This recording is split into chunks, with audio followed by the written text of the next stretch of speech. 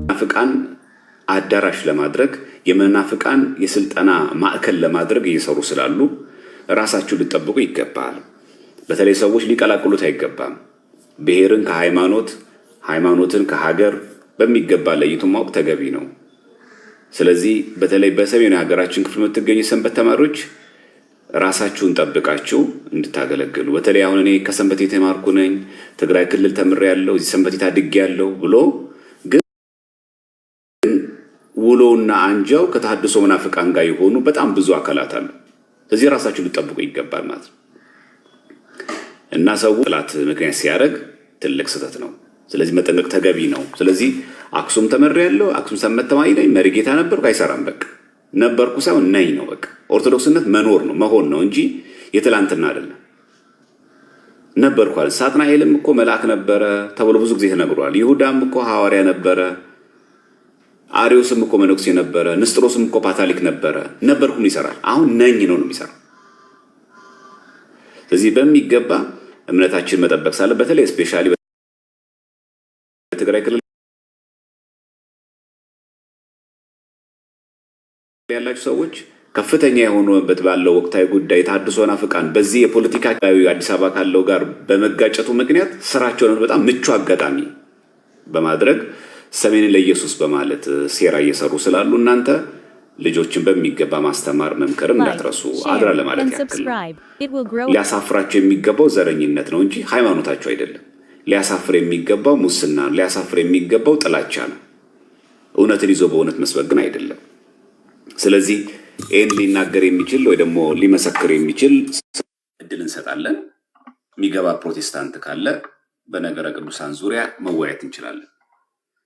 እስፔሻሊ ደግሞ እኔ ኦርቶዶክስ ነበርኩ የሚል ሰው ካለ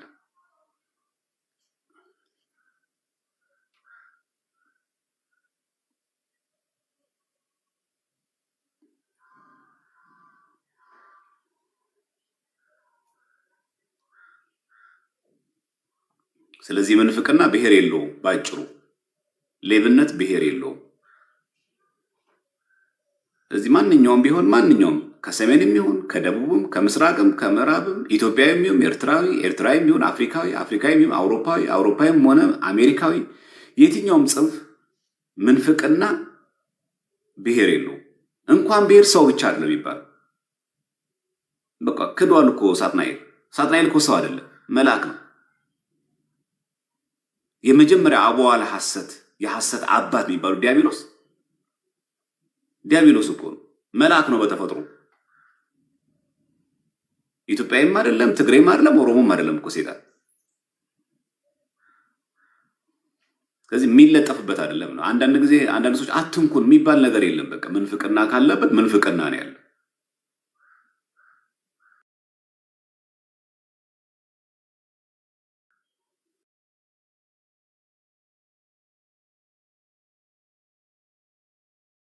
እንጂ መርጦ አልቃሽ መሆን።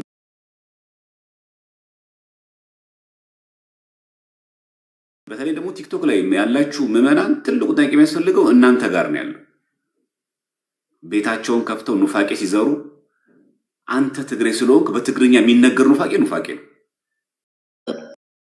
መጽሐፍ ለምሳሌ ኢትዮጵያ ኦርቶዶክስ ቤተ ክርስቲያን ጋር ብናመጣ መንደሊን ካንተ በፊት ሮቢን ጽፍ ስለነበረ ቆይ ላስተናግደው። ሮቢን አሁን ያወራሁት ውሸት ነው። ሮቢ ሚውታንሳና ውሸት ነው ማስረጃ እያልኩ ነበረ። ሮቢ ሚውታንሳ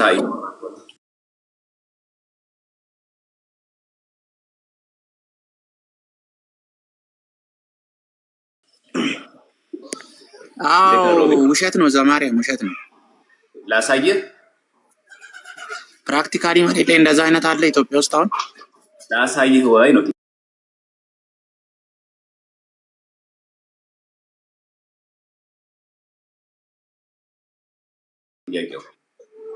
አይ ፕራክቲካሊ እንደዛ እንደናንተ ያከብራሉ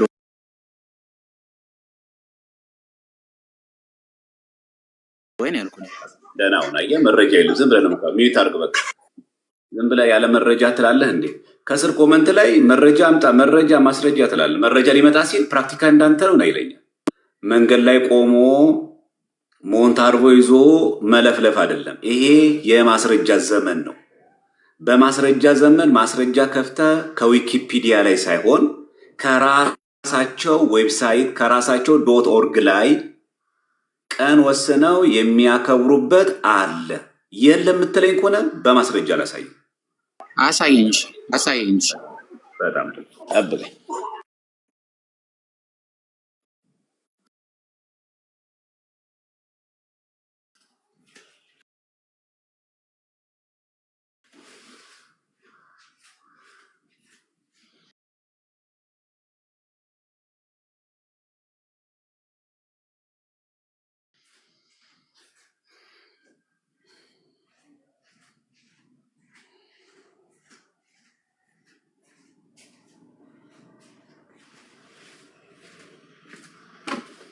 እሺ ምን ችግር አለ ታዲያ?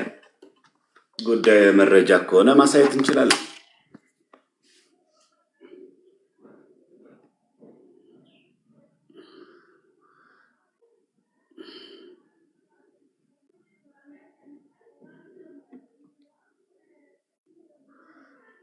በቃ ኦንላይን ላሳየ ብዬ ነው።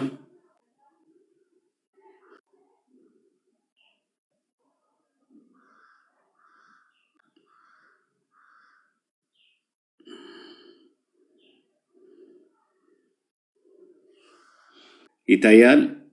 ሉተራውያን ዘሉተራውያን ቸርች ሚስሮች ሲኖድ .org ነው። ኦገስት 15 ሴንት ሜሪ ማዞር፣ ሴፕቴምበር 29 ሴንት ሜሪ ኤንድ ኦል ኤንጅልስ፣ ሴንት ሚካኤል ኤንድ ኦል ኤንጅልስ የቅዱስ ሚካኤልና የሁሉ መላእክት ቀን። ኢቭን ኦክቶበር 30 ሪፎርሜሽን ዴያቸውን ያከብራሉ። ዘማርያም መጽሐፉ ምንድን ነው? የነሱ ብሎግ ነው።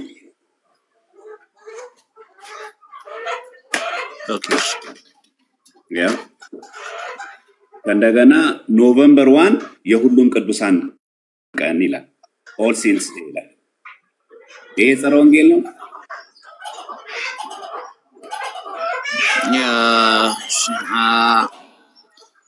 ግን እንደናንተ አይደሉም። ባይዘው እነሱ እናንተ ከኛ ጋር አታገናኘው። መጀመሪያ የራስህን ጨርስና ወደኛ ትመጣለህ። መጀመሪያ እነዚህ ፕሮቴስታንት ናቸው፣ ሉተራውያን ናቸው። ፕሮቴስታንት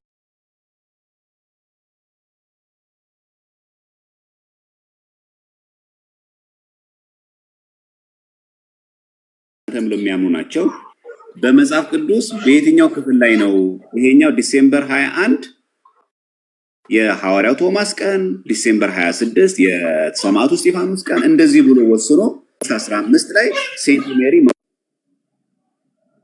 አሁን ይሄ ዶክትሪናቸው ነው እነሱ ይሄ ቀናቶች የሚያከብሩበት እኮ ነው። በስርዓተ አምልኳቸው ላይ ወርሺፕ አላቸው። ተመልከተ መደብ በዚህ ወርሺፕ ላይ ልክ ለምሳሌ በሚያከብሩበት በእያንዳንዷ ቀን ላይ በዚህ መንገድ ያከብራሉ።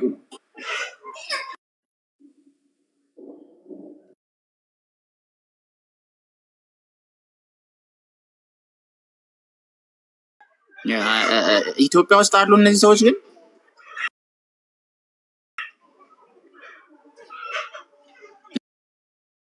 ለማርያም ወይ መካነ ኢየሱስ ናቸው። መካነ ኢየሱስ ናቸው። መካነ ኢየሱስ ኦኬ። እኔ ፐርሰናሊ እንትን አለ እንደዚህ ሪኮግናይዝ አድርጌ አላውቅም። ባይዘው እኮ እንደዚህ አለ። የሚገርምህ ይሄ ብቻ አይደለም። ለምሳሌ አሁን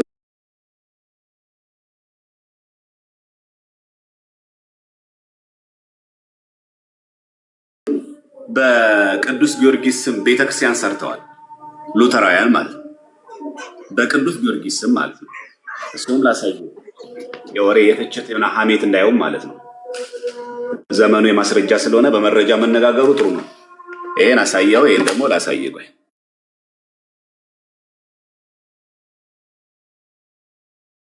አይ ግን እኔ ዘማርያም ማለት እነሱ ኖሮ ግን ይሄን ነገር እንትን ቢሉ እኔ ብጠይቃቸው ደስ ይለኛል። ባይዘው ይጠይቃል። ችግር የለም። በደንብ ስማኝና እንዴ ኮንኮርዲያን ሉተሪያን ቴዎሎጂካል ሴሚናር ነው ይሄ። ኮንኮርዲያን እስቲ ቆይ ዌብሳይቱ ምንድነው የከፈትከው? እሺ ኮንኮርዲያን ሉተራን እሺ ኮሜንታሪው ሴንት ጆርጅ ነው የሚለው ቴዎሎጂካል ኮሜሞሬሽን ነው የሚለው ማክበር ኮሜሞሬሽን ኦፍ ሴንት ጆርጂያን ቅዱስ ጊዮርጊስን ማክበር ነው የሚለው።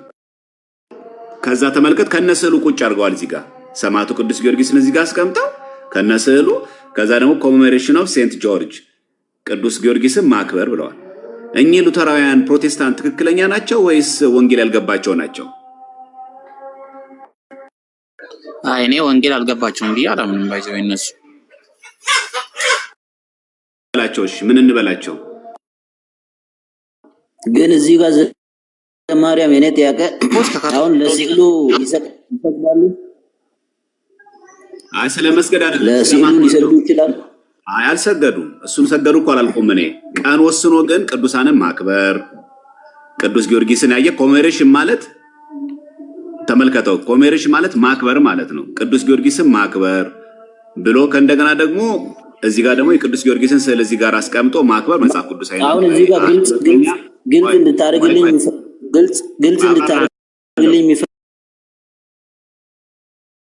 የሚፈልገው ማክበር ሲባል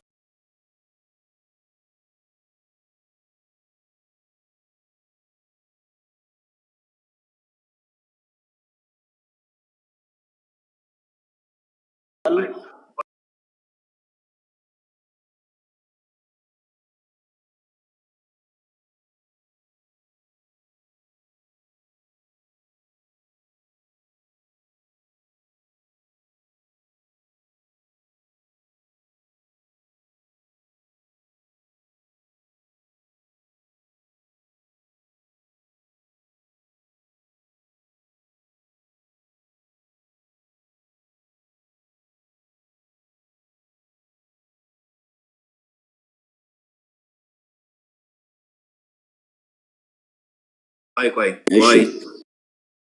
መጠቀም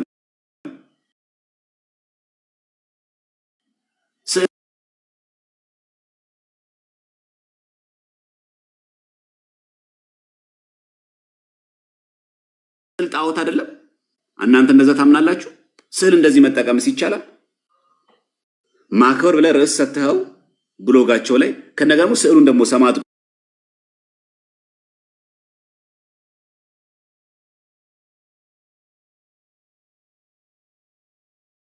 ቅዱስ ጊያተን በፈረሱ ላይ ሆኖ እንደዚህ ልክ የኢትዮጵያ ኦርቶዶክስ ቤተክርስቲያን ያለው ስዕል አይነት ተጠቅመው እዚህ ቁጭ አድርገው እናገኛለን። ይሄንን ስዕል ካልሰው መናገር ከእንደገና ደግሞ አሁን ቀጥል ዘማርያም እኔ አላየሁትም እንደዚህ አይነት እንትን። በእርግጥ እኔ እኔ ያለሁበት እኔ የሙሉ ወንጌል ቤተክርስቲያን ነው። እኔ የማውቀው እሱን ብቻ ነው። ኦፍኮርስ የሌሎችን እንደዚህ አይነት ነገር ያደርጋሉ። ያው እንደምናውቀው እኮ የሉትራን እንትን አሁን ባርኮ እነሱ ከካቶሊክ ስለወጡ የእነሱን አንዳንድ ካልቸሮች እኮ አልተዋቸውም። ባይዘው ፕራክቲካል የሚያደርጓቸው ነገሮች አሁንም ያደርጋሉ። መካነ ኢየሱስ ናቸው። በነገራችን ሉተራውያን ስንል ሮቢ መካነ ኢየሱስ ያወራል ነው። ስለዚህ አሁን አንተ መካነ ኢየሱስ የሚያገለግል ቸርች ጓደኛ የለህም? ኦፍ ኮርስ አዎ። ግን እኔ እንደዚህ አይነት እንትን አላቸው ብዬ አላውቅም። እኔ እነሱ ብዙ ለምሳሌ አንድ ሰው ኢየሱስ ያድናል በመናገር ደረጃ አንድ ሆኖ አንተም ኢየሱስ ያድናል ትላለህ፣ ሜሎዲም እንደዛ ኢየሱስ ያድናል ወይ ይናገራል። ግን እነዚህ ሉተራውያን በሰማዕቱ በቅዱስ ጊዮርጊስ ስም ታሪኩን መናገር ስሙ ማክበር ብቻ እኮ አይደለም፣ ሄደው ቸርች በስሙ ጭምር መስርተዋል። ማይንዱ ቅድም ባየነው መሰረት ደግሞ ምን አየን? ቀኖችን ወስነው የድንግል ማርያም ቀን፣ የቅዱስ ሚካኤልና የሁሉም ቅዱሳን ቀን፣ የሁሉም ቅዱሳን መላእክት ቀን እኮ ነው ያሉት። ሴንት ሚካኤል ኤንድ ኦል ኤንጅልስ ነው የሚለው። የቅዱስ ሚካኤልና የሁሉም መላእክት ቀን ብሎ ሴፕቴምበር 29። ሁለተኛ ነገር ደግሞ የሁሉም ቅዱሳን ቀን ብሎ ደግሞ የሁሉም ቅዱሳን የተባሉ በሙሉ ቀን ብሎ ደግሞ ኖቨምበር 1 ደግሞ ያከብራሉ። እኚህ ሰዎች ቀን ወስኖ ማክበር እኛ አሁን ለምሳሌ በ21 ማርያም፣ በ12 ሚካኤል፣ በ19 ገብርኤል፣ በ22 ኡራኤል ብለን እኛ እንደምናከብረው ቀን ብሎ መወሰን ቀን ሁሉ የጌታ ነው ብሎ ፕሮቴስታንት እየተከራከረ ፕሮቴስታንት የምትለው ደግሞ አንተ የራስ አክሬ ነው ደግሞ በዚህ ልክ ደግሞ እንደዚህ ደግሞ ያከብራል። እኚህ ሰዎች ካቶሊክ ነን እያሉ አይደለም። እኚህ ሰዎች ኦርቶዶክስ ነን እያሉ አይደለም። እኛ ፕሮቴስታንት ነን ነው የሚሉት። ፕሮቴስታንት ነን ብለው ግን አሁን ለምሳሌ ቅዱስ ጊዮርጊስን ስዕል አንተ ትቀበለዋለህ? ሜሎዲ ትቀበለዋለህ? ሜሎ መልስ። እኛ ጋር እኮ ዘማርያም ይለያያል። ባይዘው ተራ በተራ አንድ ሳይሆን ወይ ሜሎዲ መልስ። እሺ ዘመነ የሚለው አሁን እነሱ ማክበር ያከብራሉ ብለሃል፣ ግን መስገድ ይሰግዳሉ የሚል ጥያቄ እኮ ነው ያለው። እኔ ጋር መስገድ ይሰግዳሉ፣ ሉተራውያን ይሰግዳሉ ነው እኮ ጥያቄው። አይሰግዱም አይደል? አዎ። ስለዚህ ባይሰግዱ፣ ስለዚህ ካልሰገዱ የቅዱስ ጊዮርጊስ በቅዱስ ጊዮርጊስ ቆይ ሜሎዲ ስላልሰገዱ በቅዱስ ጊዮርጊስም ቤተክርስቲያን ማነጽ ካልሰገዱ ችግር የለውም። ካልሰገዱ ጣዖት አይደለም እኮ ችግር የለውም። ችግር የለውም። መጽሐፍ ቅዱሳዊ ነው። በምኑ አለመስገድ አይደለም። በቅዱስ ጊዮርጊስ ቤተክርስቲያን መስራት መጽሐፍ ቅዱሳዊ ነው አይደለም። ትክክል አይደለም። ስለዚህ ካልሰገዱ እኚህ ሰዎች ከመጽሐፍ ቅዱስ አልወጡ። በቅዱስ ጊዮርጊስ ስም ስዕሉን ቢጠቀሙ፣ በቅዱስ ጊዮርጊስ ስም ቅዱስ ጊዮርጊስን ቢያከብሩ፣ ቅዱስ ጊዮርጊስን በስሙ ቢያንጹ እኚህ ሰዎች ስላልሰገዱ ከመጽሐፍ ቅዱስ አልወጡ። ቤተ ክርስቲያን በስሙ ማነጽ አይችሉም፣ ልክ አይደሉም፣ ከመጽሐፍ ቅዱስ ውጪ ናቸው። ግን ማክበር ይችላሉ። ጥሩ ነገር ስላደረገ ሞዴል ነው ተብሎ ስለሚታሰብ ሪስፔክት ቢያደርጉ ምንም ችግር የለውም። ግን በሱ ስዕሉን መጠቀም ይቻላል። ስዕሉን ተጠቅሞ ምን ማድረግ ለትምህርትም ይጠቀሙበት። ለትምህርትም ይሁን ስዕሉ ፎቶውን ተጠቅሞ ትምህርት ያስተምሩ፣ ጥሩ ነው፣ ምንም ችግር የለውም። ግን ፎቶው ፊት ከሰገዱ ፎቶው ያድናል ብሎ ካሰቡ ሜሎዲ አንድ ነገር ልንገርህ። አንድ ነገር መገንዘብ ያለብህ ነገር አለ። ማክበር ብዙ አይነት ትርጉሙ። ማክበር መስገድ ብቻ አይደለም። ለምሳሌ አንድ ሰው የአባቱ የሞተበት ሰው የአባቱን ፎቶ ከፍ አድርጎ ሲያስቀምጥ፣ ባለትዳር ሰዎች የትዳራቸውን የተክሊል ወይ የቁርባን በቤተክርስቲያን ያገቡበትን በትልቁ አድርገው ሲያሰሩት ምን እያሳዩ ነው? ለፎቶቸውን እየሰጡ ነው። ያላቸውን ቦታ ያሳያል። ለፎቶቸው እኮ እየሰገዱ አይደለም። ባልና ሚስት ናቸው። ለአባትህ እኮ እየሰገድክ አይደለም። ግን የአባትህን ፎቶ በፍሬም አሰርተህ ተሰቅለዋል ቤት ውስጥ። እያመለከው አይደለም፣ እየሰገድክለትም አይደለም። ግን ማክበር ነው አይደል? ማክበር የሚለው ቃል አዳምጠኝ። ማክበር የሚለው ቃል ሮጦ ለምንድነው ከስግደት ጋር እናንተ የምትሉት? ጥያቄው አከበረ እኮ ለማለት የግድ ለምን መሰለህ? ቆይ ልጨርስ። ማክበር የሚለው ቃል መስገድ ብቻ የሚገልጽ አይደለም። እኔ አንተ የአባትህን ፎቶ አንተ ያገባበትን የትዳርህን የትዳር አጋርህን የተነሳችሁትን ፎቶ ብትሰቅሉ አከበርከው ወይስ ንቀኸው ነው ቤት የሰቀልከው? አክብሬው ነው፣ ደስ ሲለሚለኝ ነው፣ ማስታወሻም ስለሆነ ነው። ስለዚህ ፎቶ ማስቀመጥ ማክበር ነው አይደል? ገባኝ እኮ ፎቶ ማስቀመጥ ማክበር ነው አይደል? ማክበር ሳይሆን ለማስታወስ ነው እኮ። ገባኝ። ጊዜውን ለማስታወስ አዳምጠኝ። አንስተህ ግድግዳ ላይ ማለት እኮ መስቀል ማለት እኮ ሁሉም ሰው ሲመጣ ግድግዳ ላይ መስቀል ማለት እኮ እንዲታይ ነው አይደል? እንድታይና ጥሩ ሚሞሪ እዛ ጋር ስላለ ያንን ሚሞራይዝ ያደረኩ ደስ እንድለኝና ያንን ጊዜ ለማስታወስ ነው ማለት ነው። በዚህ መሰረት አሁን ባልተናገርነው አግባብ መሰረት የቅዱስ ጊዮርጊስን ስዕል አንስተህ አንተ እንደ ቤት ላይ እንዴት ታስቀምጣለህ? አላስቀመጥኩም። እኔ ታስቀምጣለህ ወይ ነው ጥያቄ የጠየቁ።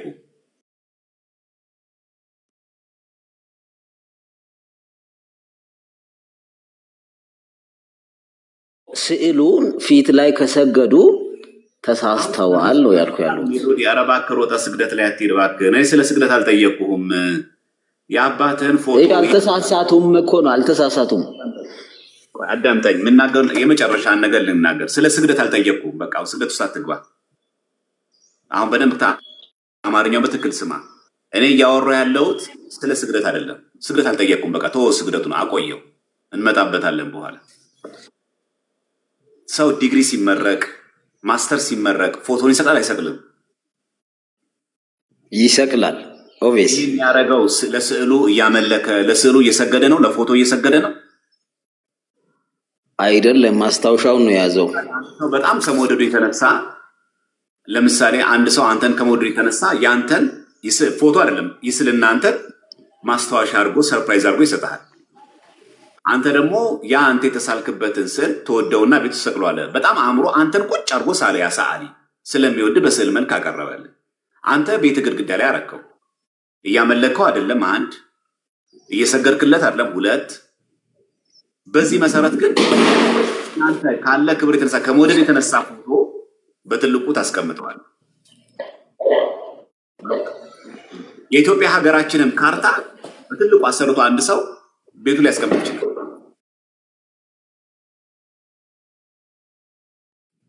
በዚህ መሰረት ነው አሁን ወደ ስግደት ሳትገባ ማለት በዚህ መሰረት የቅዱስ ጊዮርጊስን ስዕል በዚህ መሰረት አንተ ለማስተማር የሃይማኖት ተጋድሎውን ለክርስቶስ የከፈለውን ዋጋ ለወንጌል የከፈለውን ዋጋ በማሰብ ስዕል ቢያስቀምጡ ተሳስተዋል ወይ?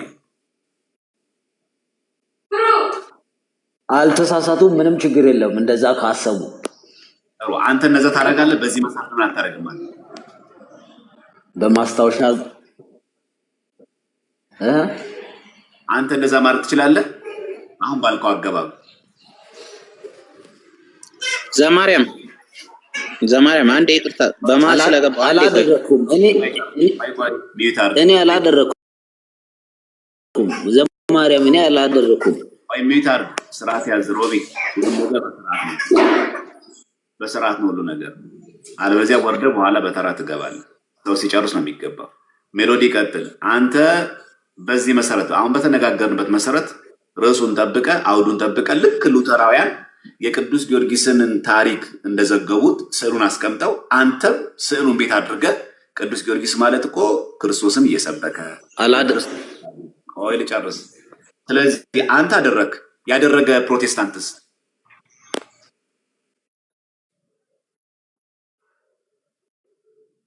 ሜሎዲ መልስልኝ። ያደረገ ፕሮቴስታንትስ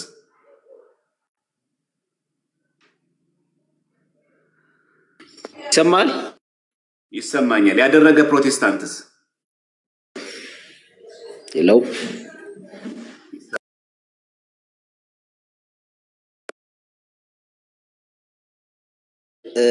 ምንም ችግር የለውም።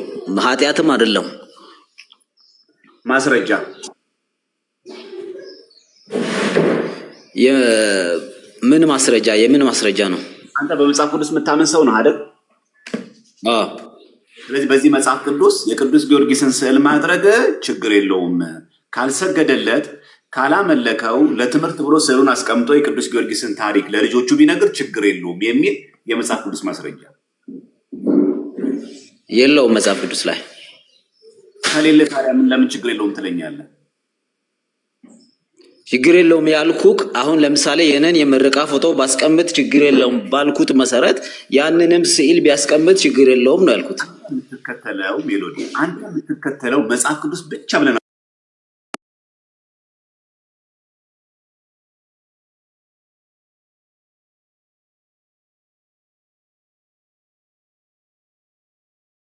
በዚህ መጽሐፍ ቅዱስ ብቻ ነው የሚያሳይ ጥቅስ ስጠኝ። ከመጽሐፍ ቅዱስ ብቻ ከመጽሐፍ ቅዱስ ሳትወጣ ችግር መጽሐፍ ቅዱስማ ከስግደት አንጻር ከሆነ ዘዳግም 4:15 ላይ ሜሎዲ ዘዳግም 4:15 ላይ ሄደህ ማንበብ ትችላለህ። ጥያቄ ግን እየገባህ ነው። ካልቻልከው መልስ የለኝም ማለት ትችላለህ።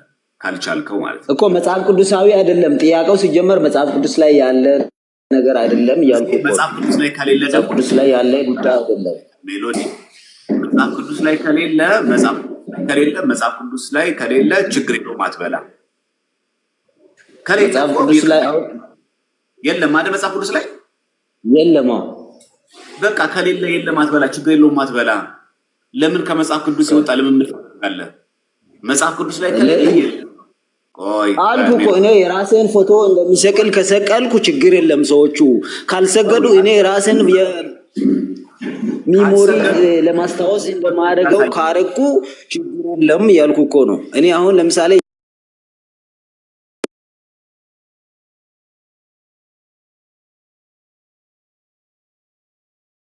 ኃጢአት አይደለም።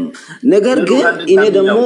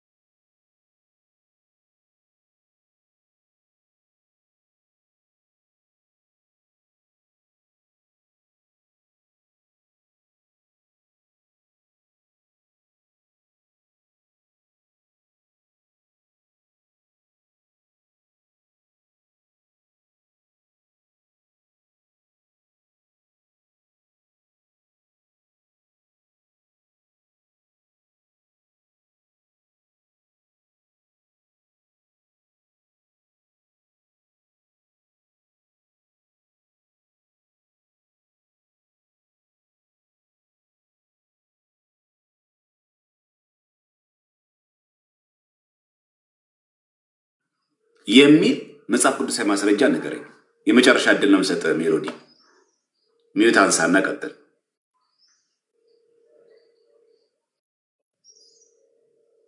እያወራ ከሆነ ሚዩት አንሳ።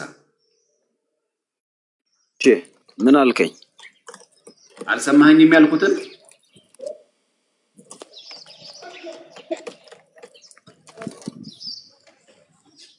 መንገድ ላይ ነው ያለው እንዴ? አይደለም እኮ ያልኩትን ነገር አልሰማህም? አልሰማውም። ኔትወርክ ጠፍቶ ነበረ።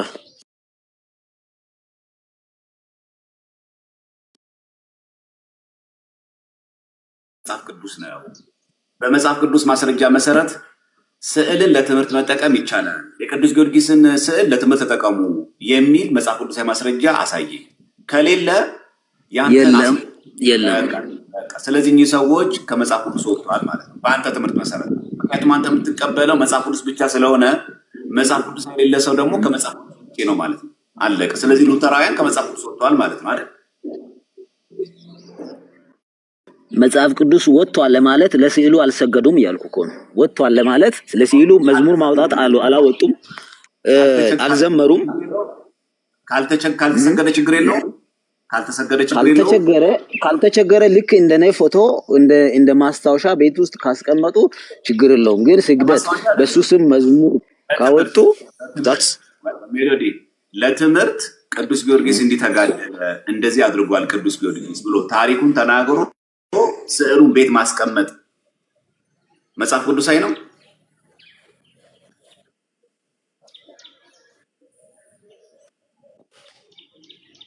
በቃ አልገባህም። እሺ ሮቢ ቀጥል። እሺ ማለት አሁን ያነሳው ሀሳብ እኮ ልክ ነህ፣ ግን እነሱ እንደናንተ ምኑም እኮ ነው ዘማሪያም እኛ ምን ነው እነሱ የኛን ተወነ። ቆይ ሮቢ እኛን ሳትነኩ መናገር አትችሉም እንዴ? አይደለም አንተ አንጻራዊ አርግተህ እኮ እየተናገርክ ነው ዘማሪያም። ለምን አንጻራዊ አርግ ያቀርብ መሰለህ? ፕሮቴስታንት ሆናችሁ ነዋ ወይ? አንተ እንደኔ ኦርቶዶክስ ተዋህዶ ሆነው ልክ ኦሪየንታል አምስቱ አብያተ ክርስቲያናት ሆነው የተጻረረ ነገር ካለ አሳየኝ። አንተ ለምሳሌ የራስን ፕሮቴስታንት ነው ያቀረብከው፣ ሉተራውያን ፕሮቴስታንት ናቸው። ልክ አንተ ኦሪየንታል ኦርቶዶክስ ውስጥ ይሄው እንደዚህ ስዕል የማይቀበሉ አሉ ብለህ አሳየኝ፣ ወይም አንተ ማስረጃ ካለ ማለት ነው። ምክንያቱም አንጻራዊ ያቀረብኩት እኮ ከራሴ አይደለም ያቀረብኩት እኮ የእናንተን ነው። አንጻራዊ የሚባለው ምንድን ነው? የእናንተን ከሌሎች ቤተ እምነቶች ጋር ባወዳደር ኖሮ ለምን ታነጻጽረናለህ እንለያያለን ይባላል። እነዚህ እኮ ፕሮቴስታንት፣ አንተም ፕሮቴስታንት ነህ፣ እነሱም ፕሮቴስታንት ናቸው። እነሱም ኢየሱስ ብቻ ነው አዳኝ ይላሉ፣ አንተም ኢየሱስ ብቻ ነው አዳኝ ትላለህ። እነሱ በአምስቱ ሶላ ያምናሉ፣ አንተም በአምስቱ ሶላ ታምናለህ። ጥያቄ እሱ ጋር አይደለም ያለው። የቅዱስ ጊዮርጊስን ስዕል ግን አስቀምጠህ በስሙ ግን ቤተክርስቲያን አንጸህ ፕላስ ደግሞ የቅዱስ ጊዮርጊስን ደግሞ ታሪክ እየተናገርክ ለትምህርት መጠቀም ካልተሰገደለት ችግር የለውም ይላል ወይ መጽሐፍ ቅዱስ? የእነሱ መልስልኝ። ለምሳሌ አንተ ጣዖት ታመልካለህ ወይ ብለህ ስጠይቀኝ ሮቢ ምን መሰለህ እኮ ሙስሊሞች እኮ ያመልካሉ ማለት የለብኝም። የጠየቀኝ እኔ ነው፣ መመለስ ያለብኝ እኔ ነኝ። እንዴ የኔ ትምህርት ስትጠይቀኝ ማነጻጽረው በሌላ ቤተ እምነት ነው እንዴ? ምን አገባኝ ስለ ሙስሊም? መጀመሪያ እኔ ኦርቶዶክስ ነኝ ወይ? አዎ። ጣዖት አላመልክም። ማንም የምታመልከው እግዚአብሔርን መጽሐፍ ቅዱሳዊ ማስረጃ ብለህ ስጠይቀኝ አብራራለሁ። አንተ ግን አሁን እያደረክ ያለው ምንድን ነው? ስራ ስጠይቀህ እናንተ ጋር የእኛን ተወን እንዴ? ሙስሊም ጣዖት ስላመለከ የኔ ትክክል ነው ማለት ነው እንዴ? ጆባ ዊትነሶች ስላሉ አንተ ትክክል ነህ እንዴ? መጀመሪያ ትክክል እኮ በራሱ ነው የሚቆመው። አንተ ሰው ነው ይስጠይቀህ። በነገራችን ላይ እኮ እዛ እናንተ ግቢ ያለው እኮ ውሻ ይባላል። ስለ ውሻው ምን አገባ? ውሻ ዘማሪያም እኔ ያነሳሁትን ነገር አትሰማኝም መሰለኝ። ሰምቻለሁ። ትልቁ ነው የምታናዱት ፓርት ነው። ታውቃላችሁ፣ ሰው ያልተረዳችሁ አስመስላችሁ አክት የምታረጉት ነገር ማለት ነው። እንደናንተ የሚለው ነገር አታንሳው። በቃ አለቀ። የጠየቅኩ ፕሮቴስታንት የሆኑ አካላት ሉተራውያን ናቸው። ስለዚህ አሁን ባጭሩ መልስልኝ። የቅዱስ ጊዮርጊስን ስዕል ለትምህርት መጠቀም መጽሐፍ ቅዱሳዊ ነው ወይስ አይደለም? ባጭሩ እኔ እኮ ሉተራውያን ውስጥ አይደለም የምመደበው። ዘማሪያም ለምንድን ነው እንደዚህ እኔን ኢንክሉድ አድርገህ ነህ? አላልኩም እኮ ሮቢ ብያለሁ እኔ እኮ። እሺ አሁን እሺ እኔ ልንገርህ። በቃ አጠር አድርጌ ሀሳቡን ልንገርህ ብያለሁ። እነሱ ሚስ ፕሬዘንት ያደረኩ አታስመስለኝ። ብያለሁ እኔ አንተ ሉተራዊ ነህ ብያለሁ። እንደዛ አላልከኝም፣ ግን እኮ እንደዛ አርግተህ እየጠየከኝ እኮ ነው ዘማሪያም። በቃ እንደዛ ደግሞ ስጠይቅም የጠየቅኩ መሰለህ። ሉተራዊ ነህ ብዬ አልጠየቅኩም። ሚስ ፕሬዘንት አታርገኝ። የጠየቅኩ ጥያቄ ምንድን ነው? ፕሮቴስታንቶች የሆኑ አካላት ልክ እንዳንተ የሆኑ ፕሮቴስታንት አካላት ስዕል ቅዱስ ጊዮርጊስን ስትጠቅመው ታሪኩንና ከእንደገና በስሙ ቤተክርስቲያን አንጸዋል። አሁን ጥያቄ የምጠይቅህ እኚህ ሰዎች ትክክል ናቸው የጠየቅኩ እንጂ አንተ ትክክል ነው ያለበት ሉተር ብዬ አልጠየቅኩም። ስለዚህ አሁን የምትመዝንልኝ ከመጽሐፍ ቅዱስ ትምህርት አንጻር፣ ከእውነተኛው ትምህርት አንጻር፣ ከዚህ ከጌታ ጋር አንጻር እኚህ ሰዎች ከዚህ አንጻር ትክክል ናቸው ትክክል አይደሉም ብለህ ንገረኝ እንጂ ሉተራዊን አላልኩም። አሁን ቀጥል። እሺ ዘማሪያም፣ አንደኛ ያቀረብከው መስፈርት ይኸው ስማኝ። እኛ ለምሳሌ ከሉተር እንለያየን። ፔንቴኮስታል ከሉተር ይለያል። አንድ ዲኖሚኔሽን ያለው ማለት ነው። ስለዚህ አንተ አሁን እንደ አንድ እንትን አድርገህ ወይ ደግሞ እኔ ፐርሰናሊ እየጠየቀኝ ከሆነ እኔ ልክ ናቸው ነው የምለው። ለምንድን ነው ልክ ናቸው የምለው? እነሱ ወደ ኢሜጁ ቢጸልዩ ኖሮ መጽሐፍ ቅዱሳዊ አይደለም እላለሁ። መጽሐፍ ቅዱሳዊ ግን ለአስተምሮ የሚሆን ነገር ከሆነ በቤተ ክርስቲያን ታሪክ ይታወቃል፣ ለአስተምሮ ሲጠቀሙበት እንደነበረ ማለት ነው። የኔ መልስ ይሄ ነው። በቃ ባጭሩ ልክ ናቸው ልክ አይደሉም፣ እኔ እነሱን ትምህርት መዛኝ አይደለሁም። መጽሐፍ ቅዱስ ይመዝናቸዋል። መጽሐፍ ቅዱስ ከሆነ ኦፍኮርስ ልክ አይደሉም። እነሱ ደግሞ ለራሳቸው የሚያስቀምጡት ነገር አለ። የኔ መልስ ይሄ ነው። ባይዘው ፕሮቴስታንቶች ናቸው ወይ ካልከኝ፣ አዎ ፕሮቴስታንት፣ ምክንያቱም በአምስቱ ሶላ እንገናኘን። በቃ የኔ መልስ ዚስ ነው አንሰር። ምን ብዬ ነው የጠየቅኩ? ጥያቄ ምን ነበር ሮቢ? እኮ ጥያቄክማ እነዚህ ሰዎች ወንጌል አልገባቸውም ወይ ነው ያልከው እኮ አጭር አይደለ? አዎ እነዚህ ሰዎች መጽሐፍ ቅዱሳዊ ማስረጃ አላቸው ወይ ለስዕሉ እንደዚህ አስተምሩበት የሚለው አይደለ ጥያቄ? እስካሁን እኔ ሰማሁት እሱ ነው። ባይዘው ያልሰማኝ ለዛ ነው። ስዕል ካልተሰገደለት የቅዱስ ጊዮርጊስ ስዕልን ለትምህርት ብሎ ለማስታወሻ ለትምህርት ብሎ ቤት ሰቅሎ ከዛ ለልጆች የቅዱስ ጊዮርጊስን ታሪክ እየነገሩ ለትምህርት መጠቀም መጽሐፍ ቅዱሳዊ ነው ወይስ አይደለም? ልምምድ ነው እሱ። ልምምድ ስለሆነ ኦፍ ኮርስ መጽሐፍ ቅዱስ ውስጥ ግን እንደዛ አይነት ኤግዛክትሊ ኤክስፕሬሽን አልተደረገም፣ በቀጥታ አልተናገረም። ግን ልምምድ ነው። መጽሐፍ ቅዱስ ውስጥ ትቀበላለህ? አዎ እቀበላለሁ። ከመጽሐፍ ቅዱስ ውጭ? አዎ የምቀበላቸው ነገሮች አሉ ከመጽሐፍ ቅዱስ ውጭ። እኔ አሁን ለምሳሌ የቸርች ፋዘርሶችን እቀበላለሁ፣ የቤተክርስቲያን አባቶችን እቀበላለሁ። ግን ፋለብል ናቸው ብዬ ነው እንጂ የምቀበለው እቀበላቸዋለሁ። ሁሉንም የቤተክርስቲያን አባቶች ትቀበላቸዋለህ? አዎ እኔ ፋለብል ናቸው ብዬ ነው እንጂ እቀበላለሁ እያልኩ ያለው። ስማ ይሳሳታሉ፣ ግን አይሳሳቱም አይደለም። አትናቴዎስ የጻፈውን ዘ ላይፍ ኦፍ አንቶኒ ገድለ እንጦንስን ትቀበለዋለህ? ይሳሳታሉ ብዬ ነው እንጂ ይቀበላሉ አልኩ እኮ። እሺ የማይሳሳቱት በምንድን ነው የምትመዝነው? መጽሐፍ ቅዱስ ነው። በመጽሐፍ ቅዱስ ነው የሚመዘነው። በመጽሐፍ ቅዱስ ነው የሚመዘነው ስለ ሀሳቡ ለምሳሌ አታብራራው። በቃ ስለሽከስከው መጽሐፍ ቅዱስ ነው መመዘኛ አለቀ። አጠር እናድርግ። ያራዳ ልጅ ይኸውልህ መጽሐፍ ቅዱስ ከሆነ መመዘኛው አትናቴዎስ ገድለ እንጦንስን ወይ ደግሞ ዘ ላይፍ ኦፍ አንቶኒ መጽሐፉ ስህተት ነው ያሰኘው ከምን ከመጽሐፍ ቅዱስ ትምህርት አንጻር ነው?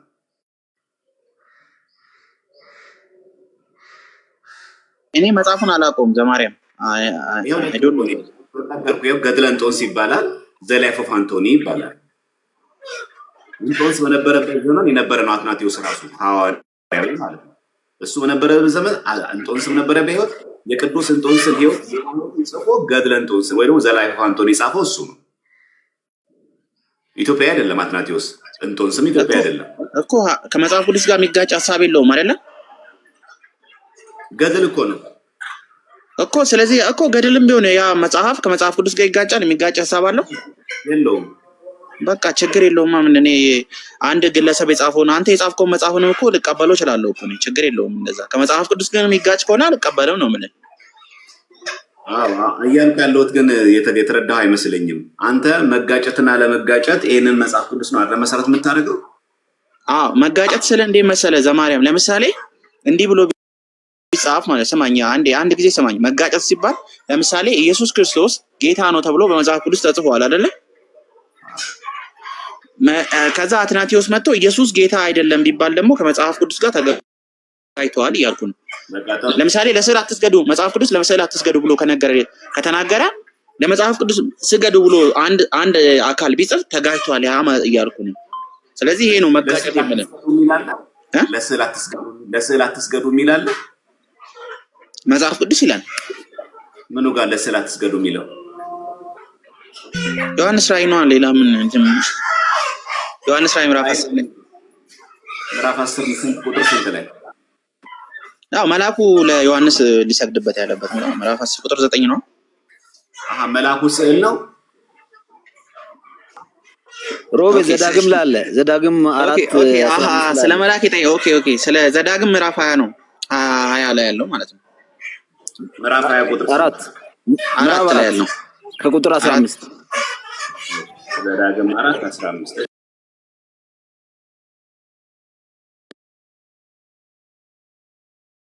እጅ ተጠንቀቁ እንዳትረክሱም የተቀረጸውን ምስል የማናቸውም ነገር ምሳሌ በወንድ ወይም በሴት መልክ የተሰራውን በምድር ያለውን የእንስሳን ሁሉ ምሳሌ በሰማይ በታች የሚበረውን የወፍ ሁሉ ምሳሌ በምድርም ላይ የሚሽከረከውን ሁሉ ምሳሌ ከምድርም በታች በውሃ ውስጥ የሚኖረውን የአሳውን ሁሉ ምሳሌ እንዳታደርጉ። ምን እንዳታደርጉ? እንዳታደርጉ በወንድም በሴትም። yes በጣም ጥሩ። ይሄ ጥቅስ የጊዮርጊስን ይመለከታል።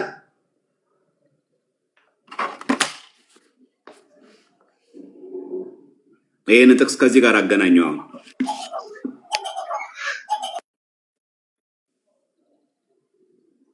ቃሉም እንደሚለው እንዳታደርጉ ነው የሚለው። ይሄ ጋርም ተደረገ። እንዳትሰግዱ ነው የሚለው። ላይ ወደ ላይ አንብብ እንጂ እንዳታደርጉ የሚለው ለምን እንዳታደርጉ ይላል አይልም?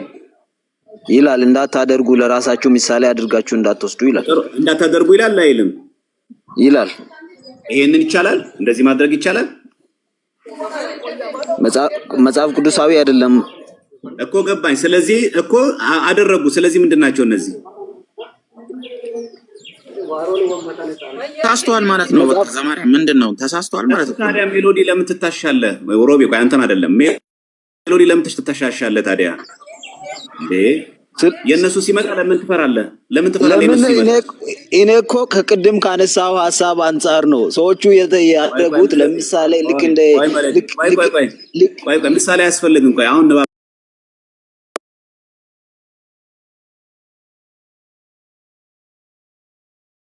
አንብብ። ቆይ እኔ እያነበብኩ ነው ያለሁት እኮ። እኔ አንተ አይደል እኮ ያለ እኔ ነኝ ያነበብኩት እኮ። አንተ ለምን ያነበብከው? እና እንዳነበበ ሰው አክት አታርጋ። አንተ እኮ ለምን ያነበብከው? እኔ ነኝ ያነበብኩት። እንዳነበበ ሰው አክት አታርግ። ጥቅስ ሰጠኸኝ፣ አነበብኩልህ። ሳነበው መጀመሪያ የሚለው ምንድነው? በወንድም በሴት ጥቅሱን የሰጠው እኮ ነው። ቆይ ሚውት አርግ፣ አዳምጥ መጀመሪያ። በሰማይ በታችም በምድርም በወፍም በሚበር ወፍም በምድር በሚሽከረከር በማናቸውም ነገር እንዳታደርጉ። እንቀጥል። ይሄው ልድገመው። እግዚአብሔር በኮሬብ በእሳት ውስጥ ሆኖ በተናገራችሁ ጊዜ መልክ ከቶ አላያችሁምና እጅግ ተጠንቀቁ እንዳትረክሱ የተቀረጸውን ምስል። ይሄ የተቀረጸ ምስል ይባላል ሜሎዲ?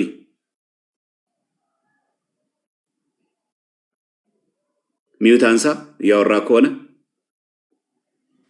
አዎ ስዕል ነው እኮ የተቀረጸ ምስል ይባላል? ይባላል። እሺ ይሄን ያካትታል ማለት ነው?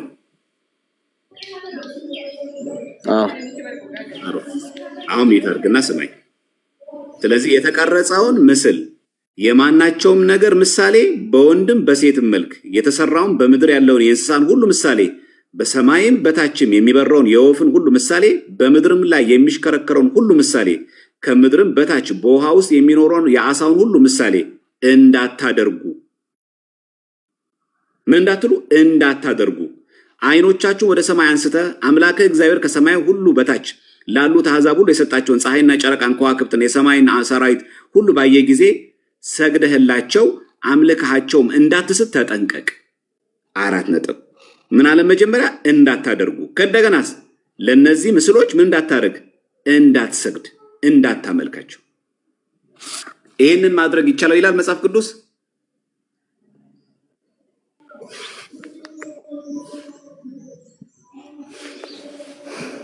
አይልም።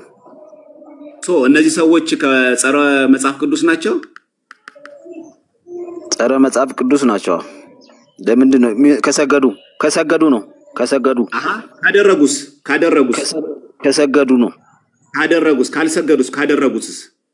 ካደረጉ ማለት ነው። ይሄው እንዳታደርግ ይላል እዚህ ጋር። እነሱ አደረጉት። ከሰገዱ ትክክል አይደሉም። እንዳታደርጉ ይላል አይልም? ቃሉ ይላል እኮ። እነዚህ ሰዎች ይሄ የተቀረጸ ምስል ነው አይደለም? ምስል ነው። የተቀረጸ ምስል አታድርጉ ይላል አይልም? ይላል። አታድርጉ ይላል አይልም? ይላል። አድርገዋል። እነዚህ ሰዎች ወጥተዋል። እነማን ናቸው እነዚህ?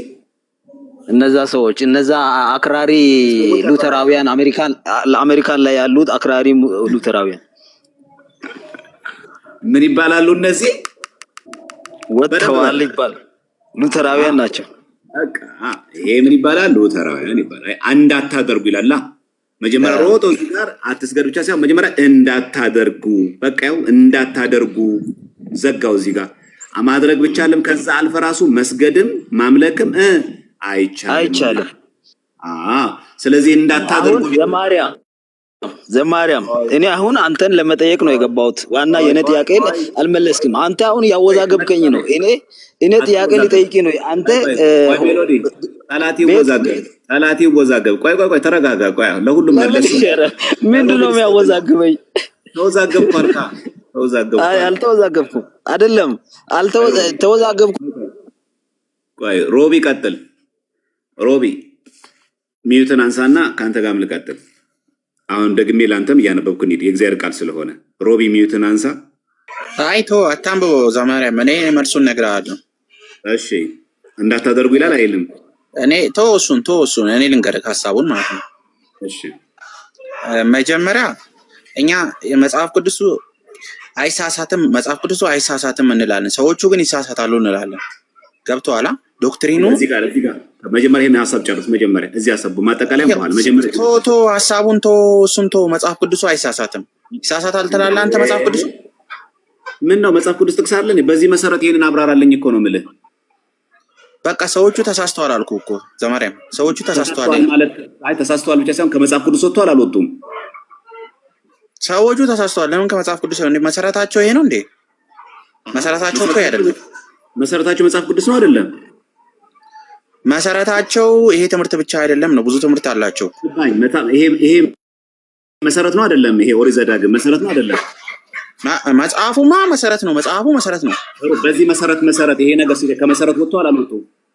እነሱ ተሳሳቱ እንጂ መሰረቱ ግን መጽሐፍ ቅዱሱ ግን አልተሳሳተም። ሰዎቹ ግን ተሳስተዋል።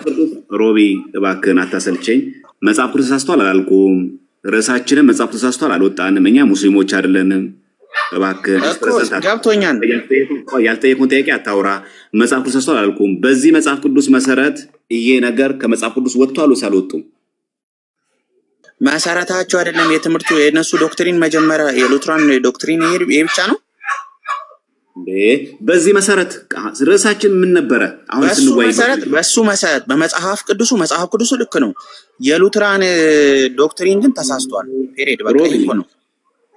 ሮቢ ቆይ ዘማርያም መልሱን አልፈለክም ነው? እየነገርኩ ያለሁትን መልስ አትፈልገውም ነው አይደለም? ሲከብድ ወደ ፖለቲካ እየገባህ ነው። ፖለቲካ አይደለም፣ አንተ ነህ ፖለቲካ እየሰራ ያለው እኮ። ለምንድን ነው መልሱን መጽሐፍ ቅዱሱ ይኸው ስማኝ፣ መጽሐፍ ቅዱሱ አይሳሳትም፣ መጽሐፍ ቅዱሱ ልክ ነው አልኩ። ዶክትሪናቸው ግን ልክ አይደለም አልኩ። መጀመሪያም ጠየቅኩ እኔ አንተ ማልከው መጽሐፍ ቅዱሱ እንደዚህ ይላል፣ ሉትራኖች ደግሞ እንደዚህ ይላሉ። መጀመሪያ የተነሳንበት አንተ ጥቅስ የጠቀስክበት መነሻ መጽሐፍ ቅዱስ ማስረጃ ስለ ራእይ ዮሐንስ ሄድክና ከዛ እሱ አስተካክሎ ዘዳግም እኔ ለመላእክት አእምሮ ውስጥ ያለው ለመላእክት አትስገዱ የሚለው ነገር ስላለ ነው የተናገርኩት። የአፍ ስህተት ነው። ጠይቃ ስህተትህን እንኳን ቢያዝሮ ለምን ትከራከራለህ? ይቅርታ፣ እሺ ይኸው ችግር የለውም። ይቅርታ፣ ጆሮን ተቀምበት። አዳምጠኝ። መጀመሪያ ጥያቄ ጠየቅኩህ እኔ። ጥያቄውን ሳይቀር ራእይ ዮሐንስ ጠየቅ፣ ተሳሳት። ከዛ ወንድም አስተካከለ። ችግር የለውም። አነበብ ነው ስናነበው ለዚህ ጥቅስ ማስረጃ ምን ነበር? ለይሄን አብራችሁ ተባብራችሁ ጠቀሳችሁ ጥቅሱን። ለምን ማስረጃው ለስዕል መስገድ አይገባም ለሚል አነበብ ነው። ስናነበው በዚህ መሰረት የሉተራውያን የቅዱስ ጊዮርጊስን ስዕል በይንልኝ አልኩ። ስለ መጽሐፍ ቅዱስ እኮ አይሳሳትም አልከኝ። ይሄ ነበር ርዕሳችን። ለምን ያልተነሳውን ርዕስ ታነሳለህ አንተ? ሲጀመር መጽሐፍ ቅዱስ ተሳስቷል አልተሳሳተም ብዬ ጠይቄሃለሁ። ስለዚህ መጀመሪያ ፕሬዘንት አታርገው ጉዳዩን ነው። መጽሐፍ ቅዱስ ተሳስቷል አልተሳሳተም ብዬ በጠይቅ ኖሮ አዎ ልክ ነህ፣ አየህ ያነጻጸርክ ነው። ምን ጥያቄ ያለው መጽሐፍ ቅዱስ አይሳሳትም ትለኛለህ። መች ጠየቅኩ ስለ መጽሐፍ ቅዱስ መሳሳት?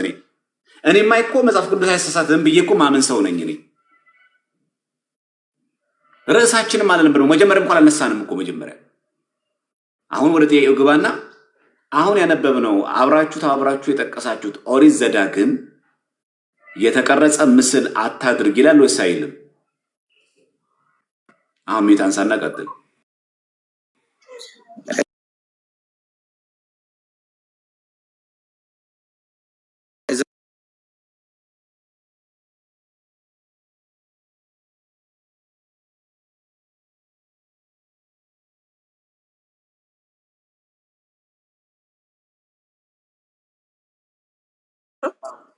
እኮ ለማንሳው እኮ እኔ ምን ዳኝልኝ አላልከኝም? ስትዳኝልኝ ታዲያ የምትመዝነው መጽሐፍ ቅዱስ ተሳስቷል አልተሳሳተም ብለህ ሳይሆን ከዚህ መጽሐፍ ቅዱስ አንጻር ስህተት ነው ትክክል ነው ይባላል እንጂ ስህተት ነው። ይኸው ነገርኩህ። መጽሐፍ ቅዱስ አይሳሳትም የሚለውን ተወሱንና ወደ ዋናው ሀሳብ ግባልኝ። ከዚህ አንጻር አሁን ወደ ግባና መጽሐፍ ቅዱስ አይሳሳትም ሁለታችን እንተማመናለን፣ ዘጋን። አሁን ወደ መልሱ ግባ። ከዚህ የተነሳ የተቀረጸ ምስል አድርገዋል አላደረጉም ሉተራውያን?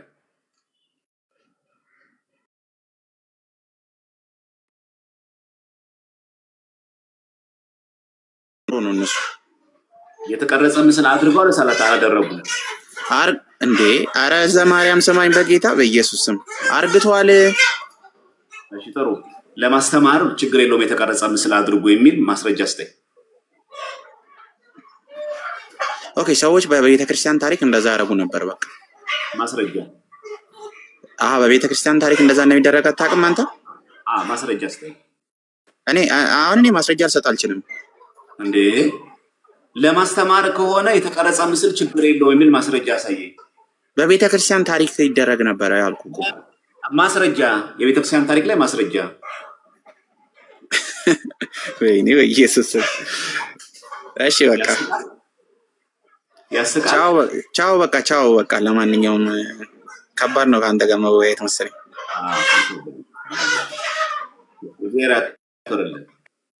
እግዚአብሔር ይስጥልን። እሺ አሁን ዘማርያም ወደ ጥያቄ ልግባ። እኔ አሁን አንተ ጋር ያገባሁበት ጥያቄዎች አሉ። ቆይ ትገባለህ። አረ ጆሮአችሁ ተጠቀሙት እባክህ። ጆሮ የሚባል ነገር አለ፣ መስሚያ ነው። አሁን ያለውን ሀሳብ ትቀበለዋለህ? ለማስተማር አይነት ከሆነ ችግር የለውም የተቀረጸ ምስል ማድረግ የሚለው ትቀበለዋለህ? አልቀበልም። ተሳስተዋል ሮቤል ታዲያ ማይሳሳትበት ምን ምክንያት አለ? ሰው አይደል እንዴ? ተሳስተዋል ወይ ነው ጥያቄው። መልሱ አጭርና መልስ ነው፣ ግልጽ ነው። ለማስተማር ከሆነ ችግር የለውም ያለውን ለማስተማር ከሆነ ችግር የለውም ያለው መጽሐፍ ቅዱሳዊ ስላይደለ እኔ አልቀበልም። ተሳስተዋል ማለት ነው። ስለዚህ አንተ ሮቢን አወገዝከው ማለት ነው። እሺ ጥያቄን ቀጥል። እሺ የኔ ጥያቄ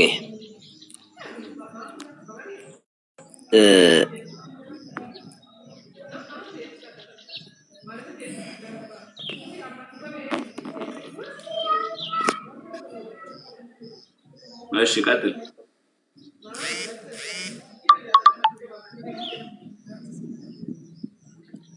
ሰዎቹ ለስዕል አንተ አሁን አይ ቲንክ ኢትዮጵያ ኦርቶዶክስ ተዋሕዶ ቤተክርስቲያን አማኝ ነህ መሰለኝ። ከዛ ጋር አያይዤ ነው የሚጠይቅ። ልክ ነኝ?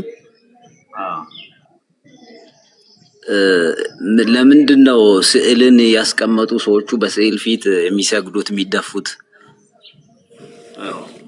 ለስዕል ስንሰግድ እኛ የምንሰግደው ለስዕሉ ባለቤትም ጭምር ነው። በስዕል የእግዚአብሔር ክብር ይገለጥበታል። በቅዱሳት ስዕላት ላይ የእግዚአብሔር ክብሩ ስለሚገኝ መጽሐፍ ቅዱሳዊ ማስረጃ አለ? አዎ። እሺ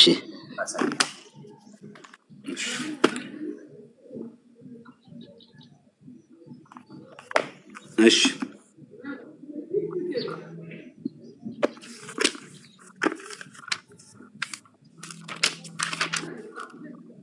ትንቢተ ሕዝቅኤል መጽሐፍ ቅዱስ ከያዝክ ምዕራፍ 10 ላውጣልህ። ምዕራፍ 10 ይኸው የእግዚአብሔርም ክብር ከኪሩቤል ላይ ወጥቶ በመድረኩ ላይ ቆመ። ቤቱም በደመናው ተሞላ፣ አደባባዩም በእግዚአብሔር ክብር ጸዳል ተሞላ። የእግዚአብሔር ክብር ከማን ወጣ ይላል? ከኪሩቤል። ኪሩቤል ምንድነው? በብሉይ ኪዳን መልአክ ነው። መልአክ ምን ያለ የተቀረጸ ነው አይደለም? በታቦቱ ላይ ማን ነው የቀረጸው? ሙሴ። ሙሴ በማን ትእዛዝ ነው የቀረጸው? በእግዚአብሔር ትእዛዝ ነው የቀረጸው። አሁን በየቦታው የሚቀረጡት በእግዚአብሔር ትእዛዝ በሙሴ የተቀረጹ ናቸው። አዎ ነው። ማስረጃ ይሄው ያሳየው እኮ ነው። ይሄ የእግዚአብሔር ለሙሴ በሲና ተራራ ላይ የሰጠው ቃል ኪዳኑ ታቦት ላይ ያለ ኪሩቤል ነው። አሁን እዚህ ጋር በየመርካቶ የሚመረቱት በየሴል ቤት የሚሳሉት የከኛ የመርካቶ አትሄዳ። መጀመሪያ ትንቢተ ሕዝቅኤል ጋር ተግባባ። ለምን መርካቶ ትሄዳለህ እኮ? ተግባባው እኮ አሁን አዳምጠኝ። ቅዳሜ አስበህ ከሆነ መሄድ ነው መርካቶ። አሁን የምናወራው ስለ መጽሐፍ ቅዱስ ነው፣ ስለ መርካቶ አይደለም። እየጠቀስኩልህ ትንቢተ ሕዝቅኤል ነው። ትንቢተ ሕዝቅኤል ምዕራፍ 10 ላይ የእግዚአብሔር ክብር ከየት ነው የወጣው? ከኪሩቤል። የእግዚአብሔር ክብር ያለ ኪሩቤል መገለጥ ይችላል ወይስ አይችልም? ይችላል። ጥሩ። ለምንድን ነው የእግዚአብሔር ክብር ከኪሩቤል የወጣው? እግዚአብሔር ለሙሴ ባዘዘው እያንዳንዷን ነገር እየጠቀሰ ባዘዘው መሰረት በዛ መሰረት የተሰራ ስለሆነ ከእግዚአብሔር ቃል ከእግዚአብሔር ፈቃድ የተነሳ ነው ይሄ የሆነው።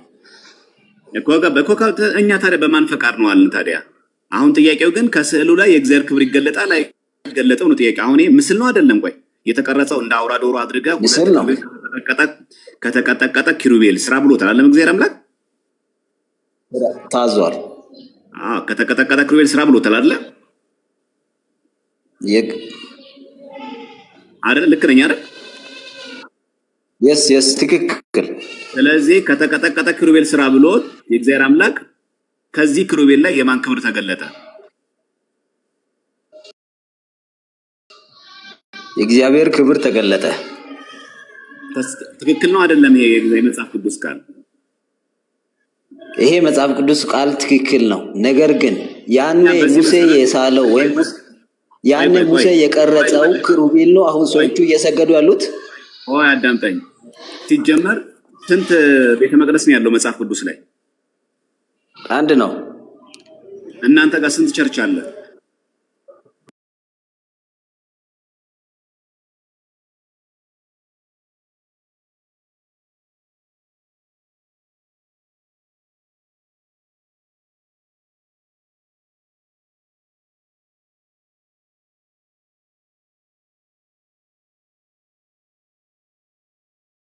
እግዚአብሔር ቤተ መቅደስ ራሽ ነው። እሱ ለጥላ ነው የምንጠቀመው እኛንን በዛ ቸርች ውስጥ ማን ነው የሚመለከው? እግዚአብሔር ነው የሚመለከው። ጥሩ እኮ። ስለዚህ ያ ቸርች ውስጥ የሚመለከው ገባኝ እኮ። ያ ቸርች ጥላ ነው የተቀመጠው። ጥላ ለመሆን ነው፣ ጥላ ለማድረግ ነው ያስቀመጥነው እንጂ እግዚአብሔር የሚገለጥበት ሰው ውስጥ ቆይ ተረጋጋ። ተረጋጋ። እግዚአብሔር የሚገለጥበት ሰው ውስጥ ሜትር አንድ ስትገቡ ሜት አድርጎ።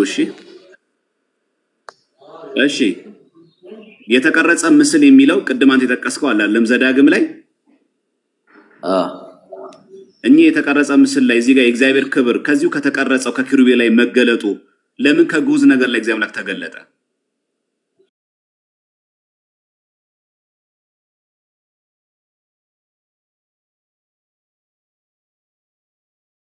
የተሰራ ነው። ግዑዝ በሆነ ነገር ይገለጣል አይገለጥም? የእግዚአብሔር ፈቃድ ነው እሱ። እግዚአብሔር ለሙሴ በዚህ መሰረት ስራ ብሎ በሰጠው በእግዚአብሔር ፈቃድ መሰረት የተሰራ ስለሆነ ከዛ ግዑዝ ሊገለጽ ይችላል። ስለዚህ እኛም እዚህ ጋር መልሳችን ባጭሩ ስዕል ግዑዝ ነው። አዎ ከጨርቅ ወይ ከእንጨት ወይ ከምን ይሰራል። ግድግዳ ላይም ስዕል ይሳላል፣ በጨርቅም ይሳላል። በዛ ግዑዝ ነገር ላይ እግዚአብሔር ክብር ይገለጣል። አለቀ። አይደለም ያ ግዑዝ የተሰራው በእግዚአብሔር ትእዛዝ መሰረት ሙሴ ከእግዚአብሔር ዳይሬክትሊ ቃል ወስዶ የሰራው ግዑዝ ነው። ቀላል ተራ ግዑዝ ነገር አይደለም። ያ ቅዱስ ዕቃ ነው። ቅዱስ ዕቃ እንደሆነ መጽሐፍ ቅዱስም ይናገራል። አሁን ደግሞ የእናንተ ለምሳሌ ያክል ሳምበዲ ዝም ብሎ ወጥቶ የሳለው ሙሴ ተራ ሰው ነው እንዴ? ቆይ ሙሴ ተራ ሰው ነው ልጠይቅ። ሙሴ ዝም ብሎ ሰው ነው ወይስ የእግዚአብሔር ነቢይ ነው? ቀስ ብለህ አውራ። ሙሴ ተራ ሰው ነው የእግዚአብሔር ነቢይ ነው? ልጠይቅ እስቲ። ቀስ ብለህ አውራ። ለምን እየዳረባችሁ እንደምታወሩ አላውቅም። ይሄ ነገር ሉተራውያን ሲስሉት ይሄንን ስዕል የቅዱስ ጊዮርጊስን ስዕል ሲስሉ ከእግዚአብሔር ተነግሯቸው ነው። ልክ ሙሴ ኪሩቤልን ከተቀጠቀጠ ኪሩቤል ስራ እንዳለው እንደሚናተፉ አውራ ዶሮች አድርገህ ሳል እንዳለው ኪሩቤልን ከወርቅ እንደዛ አድርገው ነው ይሄንን ስዕል የሳሉት። ታዘው ነው ከእግዚአብሔር ዘንድ። ሚዩትን አንሳና መልስልኝ።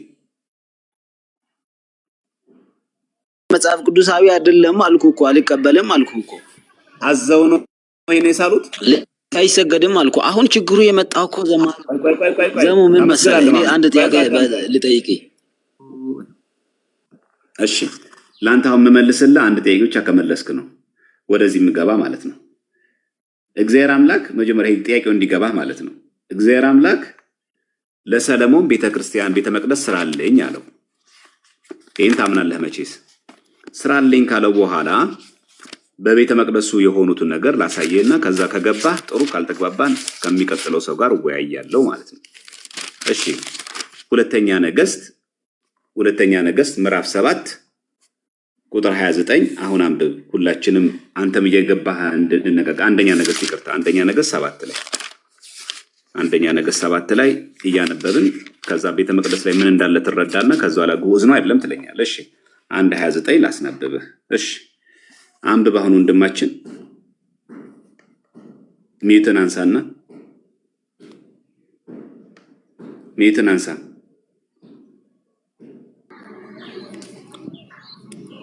እሺ አጥል አንብብልኝ። በክንፎቹም መካከል በነበሩ ሰንበሮች ሚዩት አድርግና ስማኝ አንዴ። በጣም ድምጽ አለ አንተ ጋር። በነበሩ ሰንበሮች ላይ በደንብ ስማኝ። እዚህ ጋር በሰንበሮች ላይ ምን እንደነበረ እንድታዩ ስለፈለኩ ነው ይሄንን ጥቅስ የጠቀስኩት። ሰንበሮች ላይ ምን አለ ይላል? ሰንበሮች ላይ አንበሳዎችና በሬዎች ኪሩቤልም ነበሩ። እንዲሁም በክንፎቹ ላይ ከአንበሳዎችና ከበሬዎቹ በታች ሻኩራ የሚመስል ተንጠልጥሎ ነበር። የሰለሞን ቤተ መቅደስ ላይ የተቀረጸ ምስል ለአንተ አታድርግ የሚል ሰው አንበሳዎችና በሬዎች ኪሩቤልም ነበሩ ይላል። ለምን?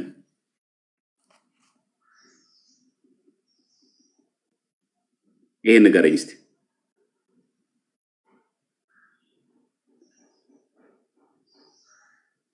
ምን አንብብ እስቲ እንደገና። በሰለሞን ቤተ መቅደስ ውስጥ አንበሶችና በሬዎች ኪሩቤልም ነበሩ። እንዲሁም በክንፎቹም ላይ በነበሩ ከአንበሶችና ከበሬዎች በታች ሻኩራ የሚመስል ተንጠልጥሎ ነበር ይላል። በሰለሞን ቤተ መቅደስ ላይ በሬና አንበሳ ምን ያደርጋሉ?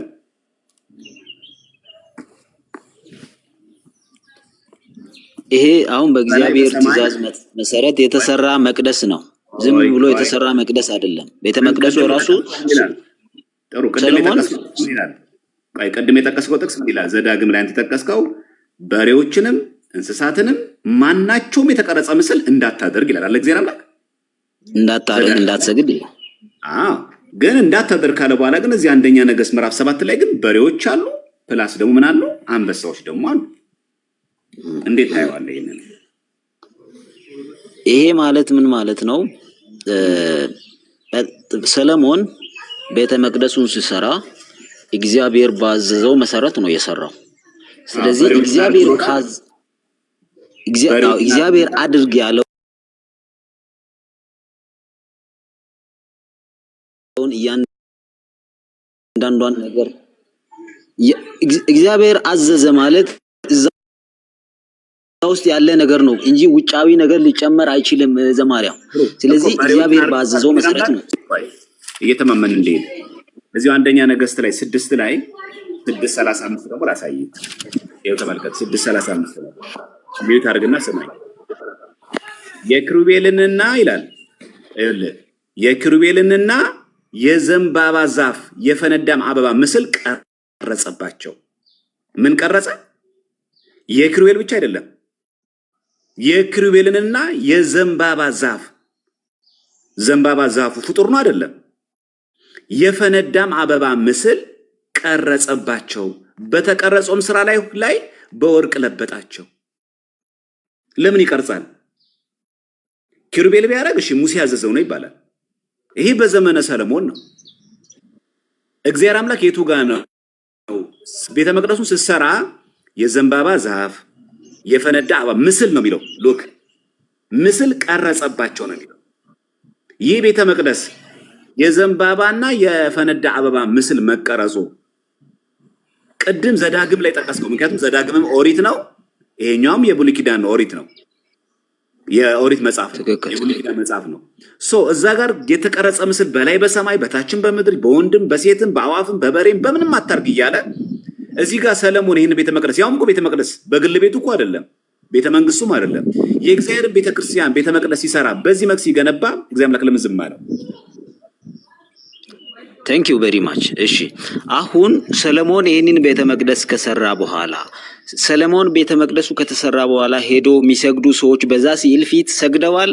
ጥያቄውን መልስልኝ። ቤተ መቅደስ ሄዶ አይሰግዱም? ይሰግዳሉ። እነዚህ ሰዎች ስዕሉ ፊት ሰግደዋል? ይሰግዳሉ? ስዕሉ ፊት አይተዋል? ቆይ የተቀረጸው ምስል ትእዛዝ እኮ ነው። ይሄ ትእዛዝ እኮ ነው ዘሜ ወንድሜ። ቆይ የት ነው ያለው? ቤተ መቅደስ ውስጥ ነው ያለው።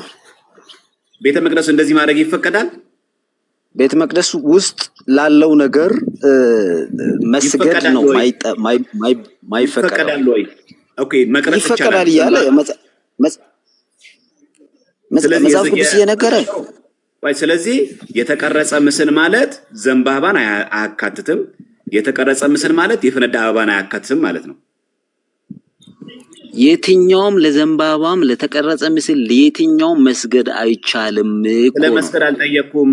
ቀርጾ ቤተ መቅደስ ላይ ቀረጸ ነው የሚለው፣ ሳል አይደለም።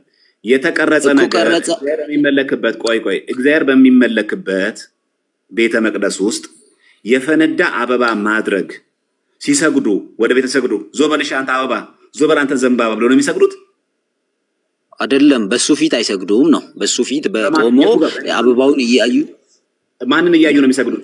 አበባውን ይሸፍኑታል በጨርቅ።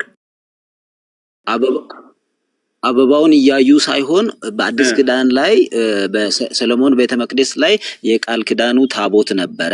ስለዚህ ፊታቸውን በቃል ኪዳኑ ታቦት አድርገው የሚሰግዱት። የተቀረጸ የፈነዳ አበባ አለ፣ ከእንደገና ዘንባባ አለ።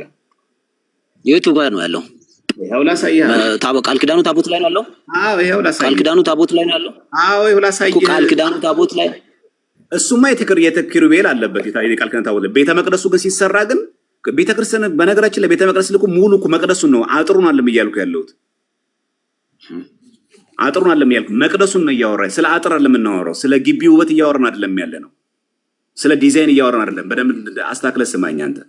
እንደዛ አይደለም። አሁን እዚህ ላይ ተመልከት። አሁን እዚሁ ዘዳግም ላይ ምዕራፍ 7 ላይ ቁጥር 36 ላይ ደግሞ ገራሚ ነገር ትሰማለህ። ደግሞ ተመልከት ሚላል እዚህ ጋር በመያዣዎቹና በሰንበሮቹ ላይ ኪሩቤልንና አንበሳዎችን የዘንባባውንም ዛፍ እንደ መጠናቸው ቀረጸ።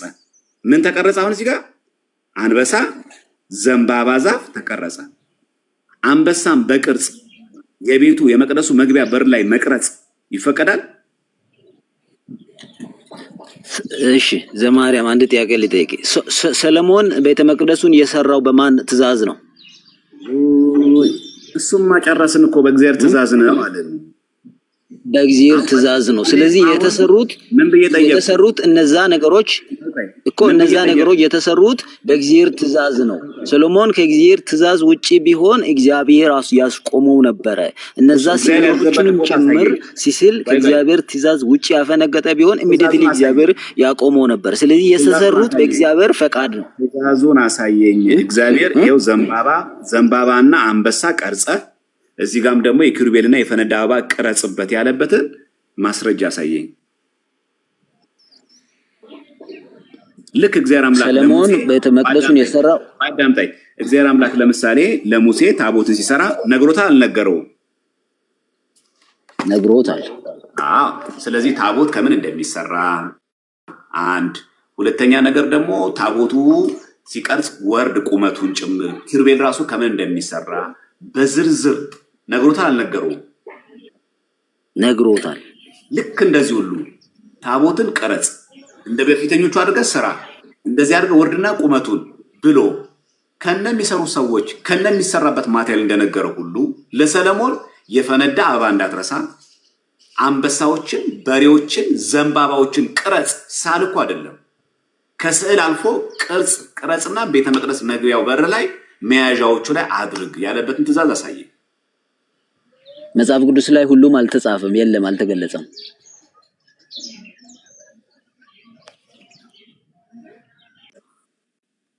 እኔ ግን አሁን ወደ የነን ጥያቄ ሳትጨርስ አይበቃንም ትላለህ ዘማሪያም። አሁን እኮ እኛ ክርክር ስንከራከር ቆይ አንድ ነገር ስናወራ ማለት ነው መጽሐፍ ቅዱሳዊ አይደለም አልተጻፈም እኮ ነው። አሁን ሁሉ የሆነ ነገር ሁሉ መጽሐፍ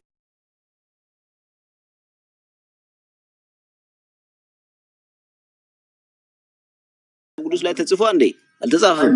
ስለዚህ ጆሮ ሰው ቤት ሲገባ ታው ሲባል ይቆማል። ጥቅስ ጠቀስ አልከኝ፣ ጠቀስኩልህ። በሙሴ ታዘዘ ነው ኪሩቤሉ አልከኝ። በሙሴ ያልታዘዘ የታዘዘ መሆኑን አሳዩኝ ከናንተ አልክ። ይሄን ስትለኝ የሰለሞን አሳየው። ምን ብዬ ጠየቅኩ? ይሄ የፈነዳ አበባ፣ ይሄ ዘንባባው፣ ይሄ በሬዎቹ፣ ይሄ አንበሳዎቹ፣ እነዚህ ሁሉ ፍጡራን ቀርጾ በቤተ መቅደስ ሲያስቀምጥ እግዚአብሔር ለሰለሞን ያዘዘበትን አሳይ ስለ የለህም። ምን ብለህ መለስክልኝ? መጽሐፍ ቅዱስ ላይ አልተገለጸም ነው ያልኩት። የለም ወይም አላለም ሳይሆን መጽሐፍ ቅዱስ ላይ አልተገለጸም ነው ያልኩት እኮ። አልተጻፈም ነው ያልኩት። መጨረስ የሚባል ነገር አለ ንግግር ላይ። ቲክቶክ ላይ ሰው ጨርሶ እስከሚጨርስ ጨርሰህ ነው የምታወራው። እሺ፣ ለዛ ነው መጀመሪያ ልጨርስ ሐሳብ። ስለዚህ አሁን አንተ ያነሳው ሐሳብ ምንድነው? የታዘዘበትን አሳየኝ። ልክ እናንተም ልክ እንደ ሙሴ የተቀረጸ ኪሩቤል አርግ እንዳለው እናንተም የታረገበትን አሳየኝ አልክ። ይሄንኑ በርደር ኦፍ ፕሩፍ አንተ ጋር አመጣሁት። ምን ብዬ? ለሰለሞንም የፈነዳ አበባ፣ የተቀረጸ ዘንባባ፣ በሬና አንበሳ ማይንዲው በሬና አንበሳ ለሙሴ እኮ ያለው ኧረ እባክህ ማዳመጥ ልመድ እባክህ አንተ ሰውዬ የተወፈጠረ ኧረ ተረጋጋ እባክህ። ሚዩት አድርግና ሰምተህ መመለስ ልመድ። እኔ አላወራሁም እኮ።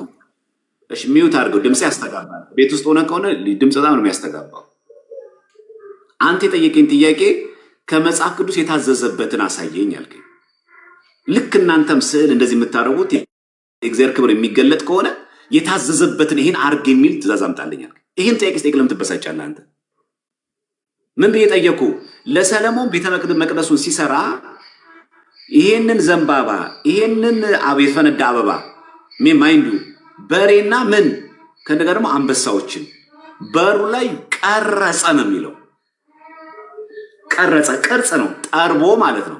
እንጨቱን ጠርቦ አለዝቦ ቀርጾ ሰራ ነው የሚለው። አሁን ምን ብዬ ጠየቁ? እግዚአብሔር አምላክ ለሙሴ ታቦትን ስራ ሲለው ቀርጾ ነው ነግሮት ነው።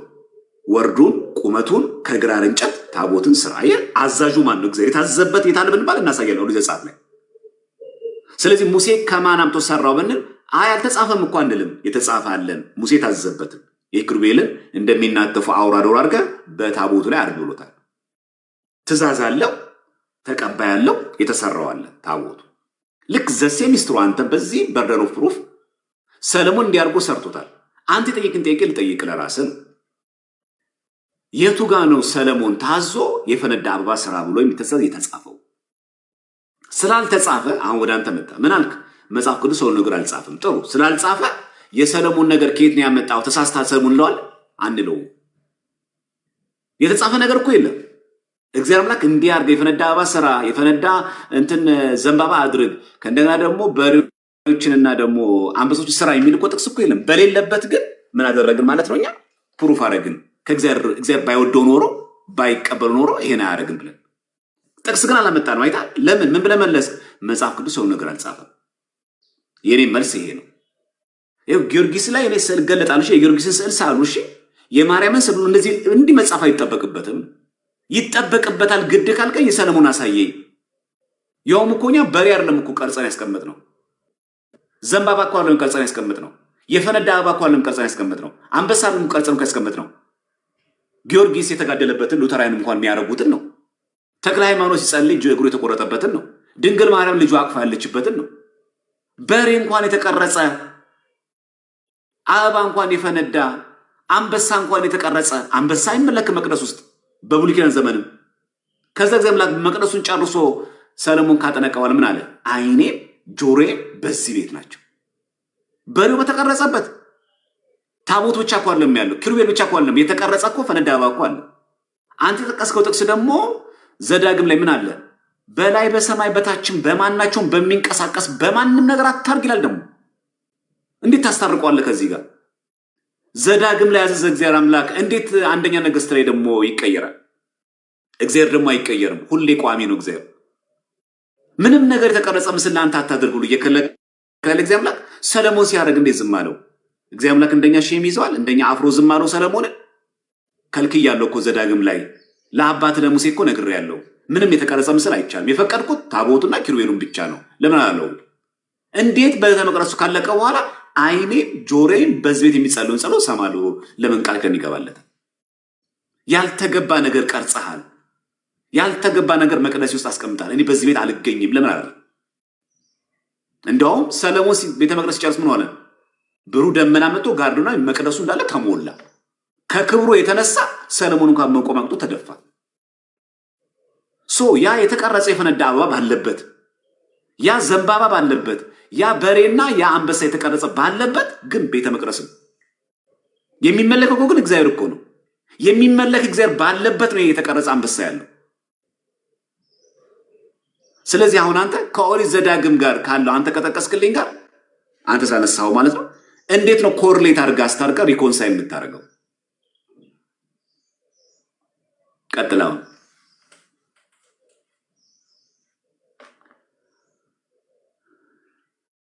ያወራ ከሆነ ሚዩት ላይ ነው ዘመ ያመሰግናለሁ ግን የኛ ይሄ ዲቤት የሚያስተምር ወይም ደግሞ አንዳችንን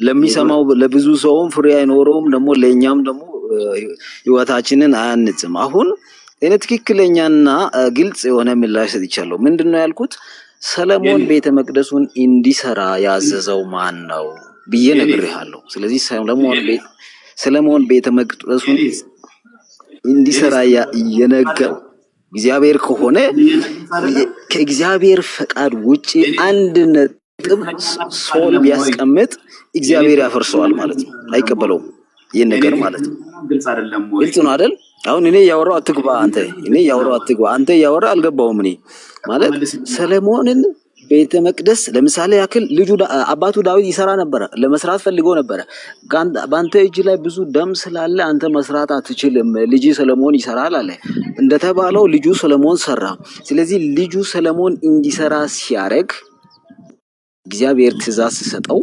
ከእግዚአብሔር ፈቃድ ውጪ የሆነ ዶት ሰለሞን ቢያስቀምጥ እግዚአብሔር አይቀበለውም ያፈርሰዋል ስለዚህ ያንዳንዱ ነገር ሰለሞን ያስቀመጠው ነገር ከእግዚአብሔር ጋር የተገናኘ ነው ወይም ከእግዚአብሔር ፈቃድ ጋር የተገናኘ ነው ማለት ነው ስለዚህ አሁን ወደኛ ስናመጣ ያኔ እንደ ሰለሞን ቤተ መቅደስ አይነት አይደለም እኛ ያለነው ዘመን አዲስ ኪዳን ላይ ማለት ነው የኛ ዘመን ላይ ምንድነው ያለው እኛ ሰዎች የእግዚአብሔር ማደሪያ ነን ወይም ቅዱስ ዕቃነን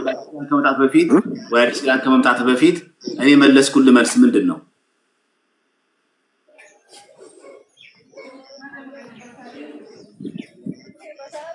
ያልከው እኔ መለስኩልህ መልስ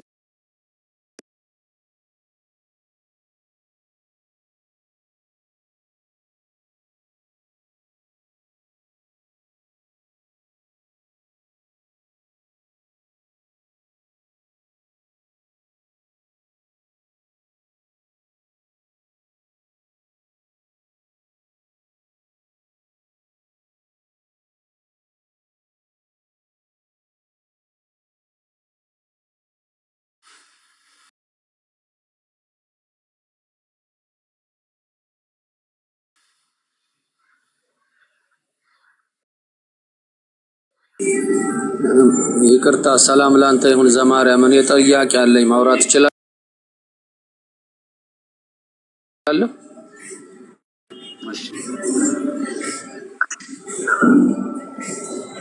እሺ ልናገር። ሰላም ነህ? እኔ ወንጌል አማኝ የወንጌል አማኝ ነኝ አልኩ አይደል? የወንጌላውያን አብያተ ክርስቲያናት ህብረት የወንጌል አማኝ ነኝ አልኩ። የት ዲኖሚኔሽን? ድምጽ ነው በጣም ነው የሚረብሸው።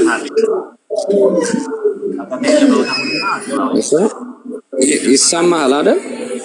ድምጽ ይረብሻል። ድምጽ ስለሚረብሽ ወይ ወጣ ብለህ ወይ ደግሞ ጸጥ ያለ ቦታ ስትሆን ታወራለህ። ሲሳይ ጉሩሙ ሰላም ሰላም፣ እንዴት አናችሁ? ድምጽ ይረብሻል አሁን?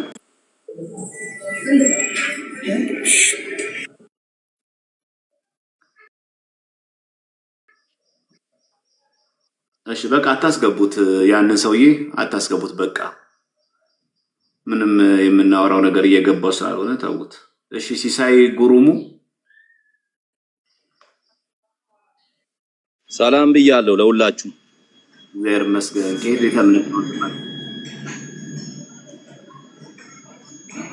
ለጊዜው ቤተ እምነት ያው ፕሮቴስታንት ጋር ወንጌል ተመሬ ተጠምቄያለሁ፣ ግን አሁን በግሌ ነው ከፈጣሪ ጋር።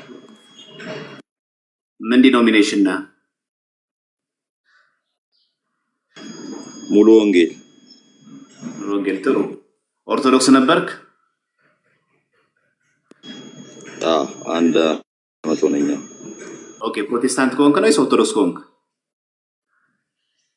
ፕሮቴስታንት ከሆንኩ።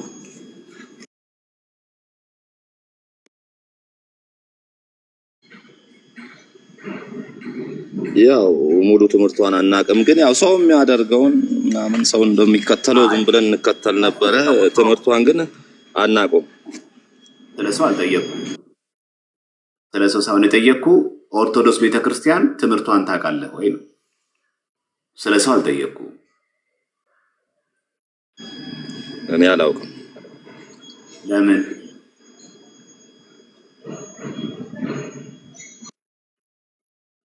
ለምን? አንተ ባለህበት ስለ እኔ አንተ ባለህበት ወንጌል አልተማርንም አይዛኔ። ኦኬ ቤተክርስቲያን ወንጌል የለም?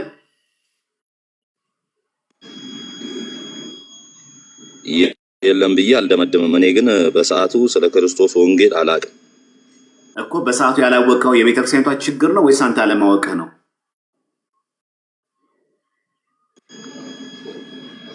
እኔ የቤተክርስቲያኗ ችግርም ነው ብዬ አልናገርም፣ የኔም ችግር ነው ብዬ አልናገርም። ምክንያቱም ወንጌል እንግዲህ ፍጥረት ባለበት ቦታ ሁሉ ነበር መነገር የነበረበት።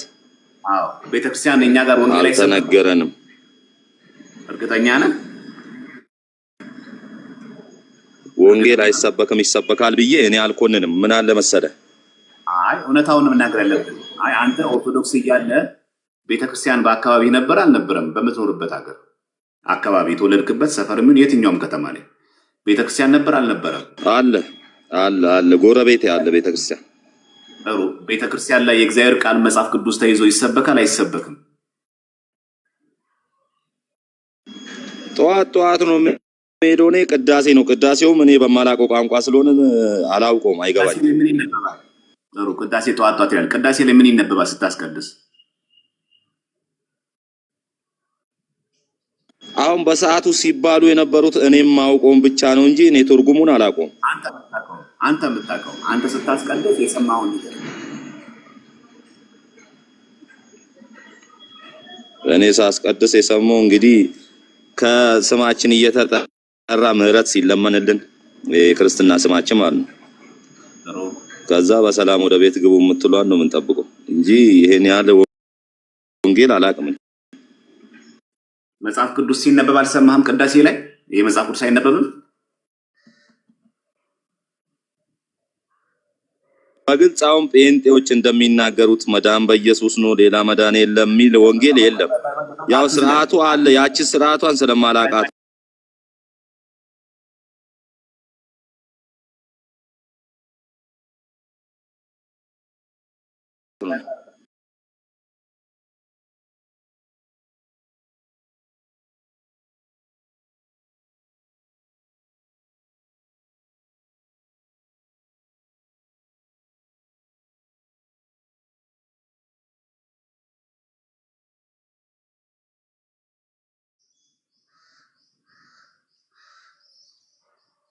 ሚዩትን አንሳና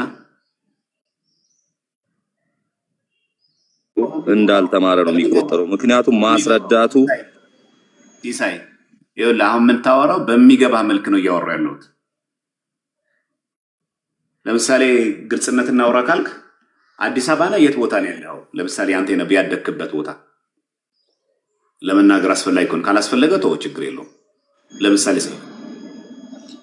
ኧረ ምንም ችግር የለውም። እኔ ያደኩበት አገርም ቤተክርስቲያን አለ። እንደውም እኔ ቤተክርስቲያን ላይ በጣም መላለስ ነበረ፣ ግን አንዱም አልገባኝም። ሶሪ የኔ ጥፋትም ሊሆን ይችላል፣ አላቅም። ብቻ ወንጌል በግልጽ በሚገባኝ መንገድ አልሰማውም ነው የኔ ንግር።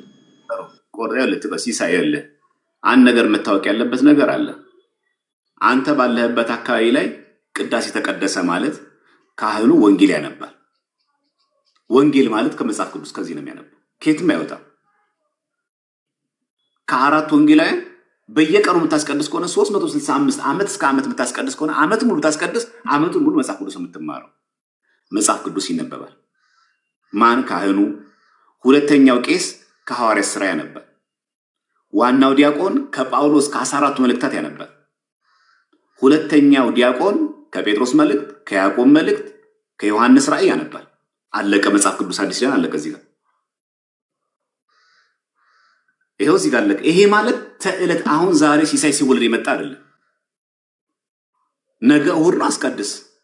እስቲ አንተ ቤተክርስቲያን ሄድና ይሄ አሁን የምልህ ነገር ውሸት ከሆነ እኔ መተህ ላይቭ ላይ ተሳስተሃል በለኝ። ያውም ደግሞ ወንጌል ሲነበብ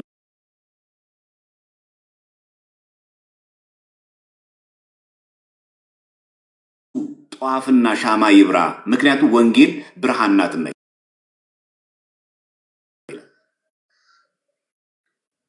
ይሄ እኮ የኛ ቤተክርስቲያን እኮ ትምህርት ቢሆንም ንባቦቹ እንኳን ቄሱ በግዕዝ እንኳን ብሎት ቢሆን ወንጌል አለ፣ ይነበባል፣ በአማርኛ ይነበባል። የጳውሎስ መልእክታት መጽሐፍ ቅዱስ ከዚህ ውጭ አለ። አራቱ ወንጌላውያን ቄሱ እያነበበ፣ የጳውሎስ 14ቱ መልእክታት ዋናው ዲያቆን እያነበበ፣ የጴጥሮስ የያዕቆብ የይሁዳ መልእክትን የያዕቆብን መልእክትና የዮሐንስ ራእይ ሁለተኛው ዲያቆን እያነበበ አለቀ እኮ መጽሐፍ ቅዱስ አለቀ። የትኛው የአዲስ ኪዳን ክፍል ቀረ? አንድ ጥቅስ እኮ ለይስሙላ እኮ አለ የሚነበበው፣ ለማስመሰል እኮ አለ የሚነበበው እኮ። ይሄ ሁሉ ባለበት እንዴት ቀረ? አንድ አስቀድሳለሁ ስላልከኝ ነው ይሄን ያነሳውልህ። ብታስቀድስ እንኳን ከመጽሐፍ ቅዱስ ውጭ እንዴት ተነበበው ካለ ንገረን። አንድ ሁለተኛ፣ አንተ ወጣት እንደመሆነ አባቶች አሉ፣ መምህራን አሉ። እኔ ኦርቶዶክስ ነኝ። ስለ ኦርቶዶክስ ትምህርት ግን እየገባኝ አይደለም። ምንድነው የኦርቶዶክስ ቤተክርስቲያን መሰረታዊ ዶክትሪን ትምህርቷ ብለህ ጠይቀህ ታውቃለህ? ስጠይቅስ አይ መልስ የለውም ዝም በል ነው ያሉ። እስቲ ንገረን አንተ። ኧረ እንደዚህ ድፍረት ኖሮ ከአባቶች ጋር ማውራቱ ጭራሹ ድፍረቱ የለንም። እኛውን ቅዳሴ ሲደረግ ከአጥሩ ውጪ ነው የምንቆመው። አንደኛ ኃጢአተኞች ነኝ ብዬ ስለማስብ ከአጥሩ ውጪ ነው የምንቆመውና ቤተክርስቲያን ውስጥ ከሚነበበው ይልቅ ቤተክርስቲያን ውስጥ ከሚነበበው ትምህርት እነሱ እንዳይቀድሙ ወደ ኋላ እንዳልቀ አስተምሮቱን አላቆም። ለምን? ፈጣሪን ስለምፈራው ነው የምናገረው። ያደረኩትን ነው ማውራው። አስተምሮቱን ማንም ደፍሮ በእኛ ሀገር ለአባቶች ክብር አለን፣ ለካህናት ለዲያቆናት በጣም ልዩ ክብር ስላለን እንዲህ ተዳፍረን መጠየቁ አቅሙም የለን። ሲሳይ መጠየቅ መዳፈር ነው። እኔ ባደኩበት ስፍራ አባቶችን ደፍረ መናገር በጣም ከባድ ነው። ኢቭን ስንሳለም ራሱ መምህራን የሉ አሉ። መምህራን ስጠይቃቸው መዳፈር ነው ጥያቄ። ይሄ ነው መልሱ። ይኸውልህ ከቤተ ክርስቲያን ውጪ ስናገኛቸው መምህራኖቹን ጎንቦስ ቀና ብለን ለነሱ ክብር ሰጥተን ከመሳለም ውጪ አስተምሮቱ ምንድነው የቤተክርስቲያኑ ብለን አንጠይቅም።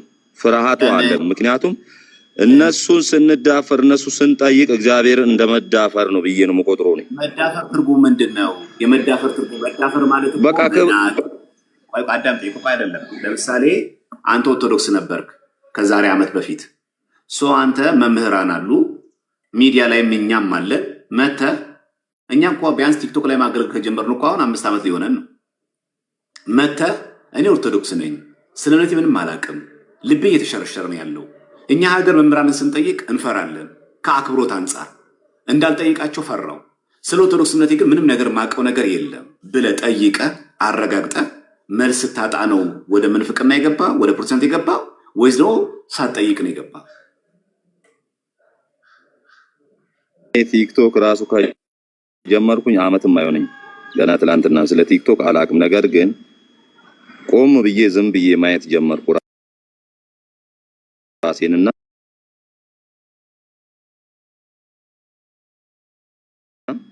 ያው የቤተ ክርስቲያን አስተምሮት ባናቅም አንዳንድ ቦታ መጽሐፍ ቅዱስን አየሁ። መጽሐፍ ቅዱስ ላይ የሌሉ ነገሮች አሉ። ለምሳሌ ስለ አድኖ የሚባለው እንዴት ነው የሚል ጥያቄ ተፈጠረብኝና ቲክቶክ ከፍቼ ጥያቄ ምላሽ አልነበረም። መናፍቅ ልትሆን ፈልገ ነው ይወያ የሚል አልነበረም። ተሳዳቢ ነበር እንዳለና አይ በቃ እግዚአብሔር የሚያኖረኝ እሱ ነው። እኔ ስዕል አድኖ አፋር በራሴ ስዕል ከኔ ጋር አይሄድም። ቤት ያስቀመጥኩም ስዕል እዛው ነው የሚቀመጠውና ምናልባት ቤት ውስጥ ነው በረከት የሚያመጣው ብዬ ዝም ብዬ ተረጋግቼ ሳይ መጽሐፍ ቅዱስ ደግሞ ለስዕል አትስገዱ የሚል ቀደምም ሰምቻቸዋለሁ ያነበባችሁትና ኦኬ አልሰግድም። ክርስቶስ ተሰቅሎ ካዳነኝ በኋላ ምን ተቀበልኩኝ እኔ ብዬ አንድ አባስ ጠይቅ መንፈስ ቅዱስን ተቀበላል ተባልኩኝ። በዛ መንፈስ ቅዱስ በቃ ክርስቶስን መከተል ያስኩኝ ማለት ነው። ሌላውን ትጭ ኢሳይ ፖዝ የሚባል ነገር አለ። ዝም ብሎ ሰው አይኬድም። ሰው ቤት ነው ያለው። ቅድም ያነበብነውን ጥቅስ ሰምተሃል? ለልጆች ለወንድሞች ማስረዳውን ጥቅስ ሰምተሃል? አዎ ስዕል ምሳሌውን ቆይ ስዕል የቅድም አጠቃላይ ካልሰማ ንገረኝ እንደ አዲስ ልንገር። ቅድም ያብራሩት ማብራሪያ በሙሉ ሰምተሃል? በሙሉን አልሰማሁትም መኪና እየጮኸ ስለነበር። በጣም ጥሩ። አሁን መስማት የምትችልበት ቦታ ነው ያለው? አዎ ጥሩ። ቅድም የሉተራውያንን ቸርች አሳይቻለሁ። ፕሮቴስታንቶች አይተዋል ስዕላቸውን? እኔ አሁን ሉተራንም ከሁሉም ነፃ ነኝ። ቆይ አይተሃል ወይ የምትጠይቀው? ወይ ነፃ ነኝ? አሁን ፕሮቴስታንት ምን ነፃ ነኝ? አይቻለሁ። የጊዮርጊስ ስዕል የተባለው አይቼዋለሁ። ሲሳይ ሚዛናዊ መሆን አለብህ። እዚህ ጋር ሲመጣ ያብዬ ሲሆን ያመኛል የሚዬን አትንኩብኝ አይባልማ። አሳይቻለሁ እኮ በመረጃ። አሁን ዘመኑ እኮ የመረጃ ነው። ቅድም አንተ ሀፍረት አለ እንፈራለን እንዳልኩ አሁን እንግለጠው፣ ሁሉ እንግለጠውና የተቀረጸ ምስል ማድረግ የማይቻል ከሆነ ከተከለከለ አንተ የሄድክበት ፕሮቴስታንት ስዕል ከነ ታሪኩ ጭምር ቁጭ አድርገዋል። እኚህ ሰዎች ከመጽሐፍ ቅዱስ ወጥተዋል አልወጡም? መጽሐፍ ቅዱስ ወጥቷል ብዬ ነው ማስበው። ፕሮቴስታንት ናቸው አንተ የገባህበት ወጥቷል። ለስዕል የሚሰግድ ከሆነ ወጥቷል። አልሰገዱም። ለትምህርት አደረጉት፣ ለትምህርት ተጠቀሙበት። ለትምህርት መጠቀም ግን ይፈቀዳል? አይ እኔ አልቀበልም። ምክንያቱም መንፈስ ቅዱስን የተቀበልነው እንጂ ስዕልን አይደለም እኮ። ገባኝ እኮ። እነሱ ግን እንደዚህ ያደረጉ። ስለዚህ ምን ይደር? ምን ብለህ ትመልሳለህ አንተ? ስዕል የሚጠቀም ቤተክርስቲያን በሙሉ ተሳስቷል። ግን ፕሮቴስታንት አንተ የገባህበት? አዎ እኔ ወንጌልን ተማርኩኝ፣ ተጠመቅኩኝ። ምክንያቱም ያመነ የተጠመቀ ይድናል የሚለውን ፈጸምኩኝ። ዲሳይ ማይ እነሱ ማውገዝ ነው ያለብህ ወይ እነሱ ማውገዝ ነው ያለብህ ወይ መውጣት ነው ያለብህ እንጂ አይ እዚህ እናንተ ስታደርጉት ነው የሚያናደኝ፣ እዚህ ጋር ሆኖ ችግር የለብኝ እንዴት ትላለህ? መውጣት ነው ያለብህ። ምክንያቱም እነሱ እያደረጉት ነው። አንተ ሚዛናዊ መሆን አለብህ። ስዕል የማይቀበሉትን አፈላልጌ እዛ ገባለሁ። ስዕል የሌላቸውን ስዕል ለስዕል የማይሰግዱት የት ትገባለህ? ጠቁመኛ አንተ ስዕል የማይቀበሉት ገና እየመረጥክ ነው እንዴ? እናርግ ግራ ገባን እኮ ሁሉም በቃ ፋውል አበዛ። እኛ ግራ ገባን። በንጹህነት እግዚአብሔርን መከተል እኮ አቃተ። ያው እውነታውን ልንገርህ፣ ኦርቶዶክሳዊ ቤተክርስቲያን ቤትህ ላይ መመለስ አለብህ። የምትመለሰው ደግሞ በእውነት ነው። የምትመለሰው ደግሞ በዚህ በእውነተኛው የእግዚአብሔር ቃል ነው። ለመመለስ ደግሞ ልብህን ክፍት አድርገህ መመለስ አለብህ። በተንኮል በምናምን በአልባሌ ነገር አይደለም፣ በእውነት መመለስ አለብህ። አሁን ጥቅሶችን ላሳይህና አንተ ራስህ እየፈረድክ ትናገራለህ ማለት ነው። ለጠየቀኝ ጥያቄ መልስ እየመለስኩ እያብራራው ልሂድ። ምክንያቱም የጠየቀኝ ጥያቄ ከመጽሐፍ ቅዱስ አምጦልኝ አሳዩኝ ስለሆነ ከመጽሐፍ ቅዱስ ደግሞ ያን ነገር የማሳየት ግዴታ ስላለብን ማለት ነው። እሺ ይሄ መጽሐፍ ቅዱስ ነው። አሁን ከማስረጃ ጋር ላሳይ። ለምሳሌ ምን አይነት ስራዎች እንደሚሰሩ በደንብ አክተ እንድትረዳኝም እፈልጋለሁ። ከመጽሐፍ ቅዱስ ነው የምጠቅሰው። ከመጽሐፍ ቅዱስ ውጭ አልወጣም። በአንደኛ ነገሥት ብቻ ስንት አይነት የተቀረጸ ነገር እንዳለ ተነግረኝና ይሄኛው ትክክል ነው አይደለም የሚለውን ፍርዱን ለህሊናህ አንተዋለን ማለት ነው። ከቻልክ እየመለስክልኝ፣ ካልቻልክ ደግሞ ምላሹን እየሰጠኝ ትሄዳለህ ማለት ነው። እዚህ አንደኛ ነገሥት በምዕራፍ 6 ላይ በደንብ ስማኝ። በምዕራፍ 6 ላይ ቁጥር 32 ተመልከት ምን እንደሚል ማለት ነው። ይሄው አንደኛ ነገሥት ነው ምዕራፍ 6 ላይ እንደምታየው ቁጥር ስንት ላይ ነው ያለው? 32 ላይ ሚላል እዚህ ጋር በደንብ ስማ። ሁለቱንም ደጆች የመቅደሱን በር ሰለሞን ማለት ነው። ሁለቱንም ደጆች ከወይራ እንጨት ሰራ። ከምን? ከወይራ እንጨት ሰራ በሩን ማለት ነው። የኪሩቤልንና የዘንባባ ዛፍ የፈነዳም አበባ ምስል ቀረጸባቸው። ኦሪት ዘዳግም ላይ ምን ይላል? በላይ በሰማይ በታችን በምድር የተቀረጸ ምስል አንተ አታድርግ። ማን ያዘዘው? እግዚአብሔር። ምን ላይ? መጽሐፍ ቅዱስ ላይ። ይሄ ቃልስ የሚገኘው የት ላይ ነው? መጽሐፍ ቅዱስ ላይ። ከወይራ እንጨት በሩን ሰራና ደጆቹን ማለት ነው የኪሩቤልንና የዘንባባ ዛፍ የፈነዳም አበባ ምስል ቀረጸባቸው። በሰሎሞን ቤተ መቅደስ የዘንባባ ዛፍ ይመለክ ነበር። በሰሎሞን ቤተ መቅደስ የፈነዳ አበባ ነበር። ቤቱ ግን የማ ቤት ነው? የእግዚአብሔር ቤተ መቅደስ። አሁን ይሄ የተቀረጸ ነገር ለምን አደረገ? ወደዚህ ሆልድ እናርገውና ይሄ ጥቅስ ከዚህ ጋር እንዴት ታስማማዋለህ? ቅድም ወንድሞቻችን ከጠቀሱት ከኦሪት ዘዳግም ጋር ኦሪት ዘዳግም ላይ የጠቀሱት ጥቅስ ጋር እንዴት ይስማማል? ወይስ ደግሞ ስህተት ነው ተብሎ ይታለፋል? ለምን? ቅድምን ብለው ጠቅሰውናል ወንድሞቻችን። የተቀረጸ ምስል ለአንተ ምን በል አታድርግ። አታድርግ ከሆነ አታድርግ ነው። ለምን ያደርጋል እሱ? እንደውም ትንሽ ጠንቀር የምትለዋ ዘጸአት ስለሆነች የዘጸአትን ብዙ ሰዎች ስለሚጠቅሷት እናያለን። ቁጥር 4 ላይ ይላል ዘጸአት 24 ላይ በላይ በሰማይ ካለው በታችን በምድር ካለው ከምድር በታች በውሃ ካለው ነገር የማናቸውን ምሳሌ የተቀረጸው ምስል ለአንተ አታድርግ። 4 ነጥብ አለው። አየህ? ከዛስ አትስገድላቸው፣ አታምልካቸው። ይህ ማለት በቃ ከእግዚአብሔር ውጭ ማንኛውም የተቀረጸ ምስል ክልክል ከሆነ ይሄ ጥቅስ ያን የሚያስረዳ ከሆነ ለምን እዚህ ጋር የዘንባባ እና የፈነዳ አበባ ተቀረጸ? ለምን? አዟላ ኦሪት ዘጸአት ላይ በሙሴ አማካኝነት የማናቸውም ብሎታል። ማናቸውም ውስጥ የፈነዳ አበባ አያካትትም፣ የዘንባባ ዛፍ አያካትትም። ይሄ ስንት ላይ ነው? ቁጥር 32 ስንት ላይ? አንደኛ ነገሥት ምዕራፍ 6 ቁጥር 32። ምክንያቱም የተቀረጸ ምስል አታድርግ የሚለው ብሉይ ኪዳን ላይ ነው ያለው። ይሄውም ተደርጎም ያለው ደግሞ እዚህ ብሉይ ኪዳን ላይ ነው፣ አንደኛ ነገሥት ላይ እዚሁ 32 ነው። 35 ላይ ነው እዚች ላይ ደግሞ የኪሩቤልንና የዘንባባ ዛፍ ድገመው፣ የኪሩቤልና የዘንባባ ዛፍ የፈነዳም አበባ ምስል ቀረጸባቸው። ሳለ እኮ አይደለም፣ ስዕል አይደለም እኮ ቀረጸባቸው። የተቀረጸውንም ስራ ሁሉ በወርቅ ለበጣቸው። አሁንም አንድ ምዕራፍ ደግሞ እንዝለል። ይሄ 6 ነው። 7 ላይ ደግሞ ነው ቁጥር 35 ደግሞ ተመልከተው 35 በመቀመጫውም ላይ ስንዝር የሚሆን ድቡልቡል ነገር ነበር። በመቀመጫውም ላይ የነበሩ መያዣዎች ሰንበሮች ከነርሱ ጋር ይጋጠሙ ነበር። ስንት ላይ? ምዕራፍ 7 ላይ 29 ላይ ተመልከት ምን እንደሚል በክንፎቹ መካከል በነበሩ ሰንበሮች ላይ አንበሳዎችና በሬዎች ኪሩቤልም ነበሩ። ቅድም ምን አገኘን? ዘንባባ፣ ቀጥሎ የፈነዳ አበባ፣ ከዛ ኪሩቤል። እንደው ኪሩቤል እንኳን በሙሴ ጊዜም የታዘነው እንኳን እንዳትል የፈነዳ አበባና ዘንባባ አለ። እዚህ ጋር ምን ተጨመረ?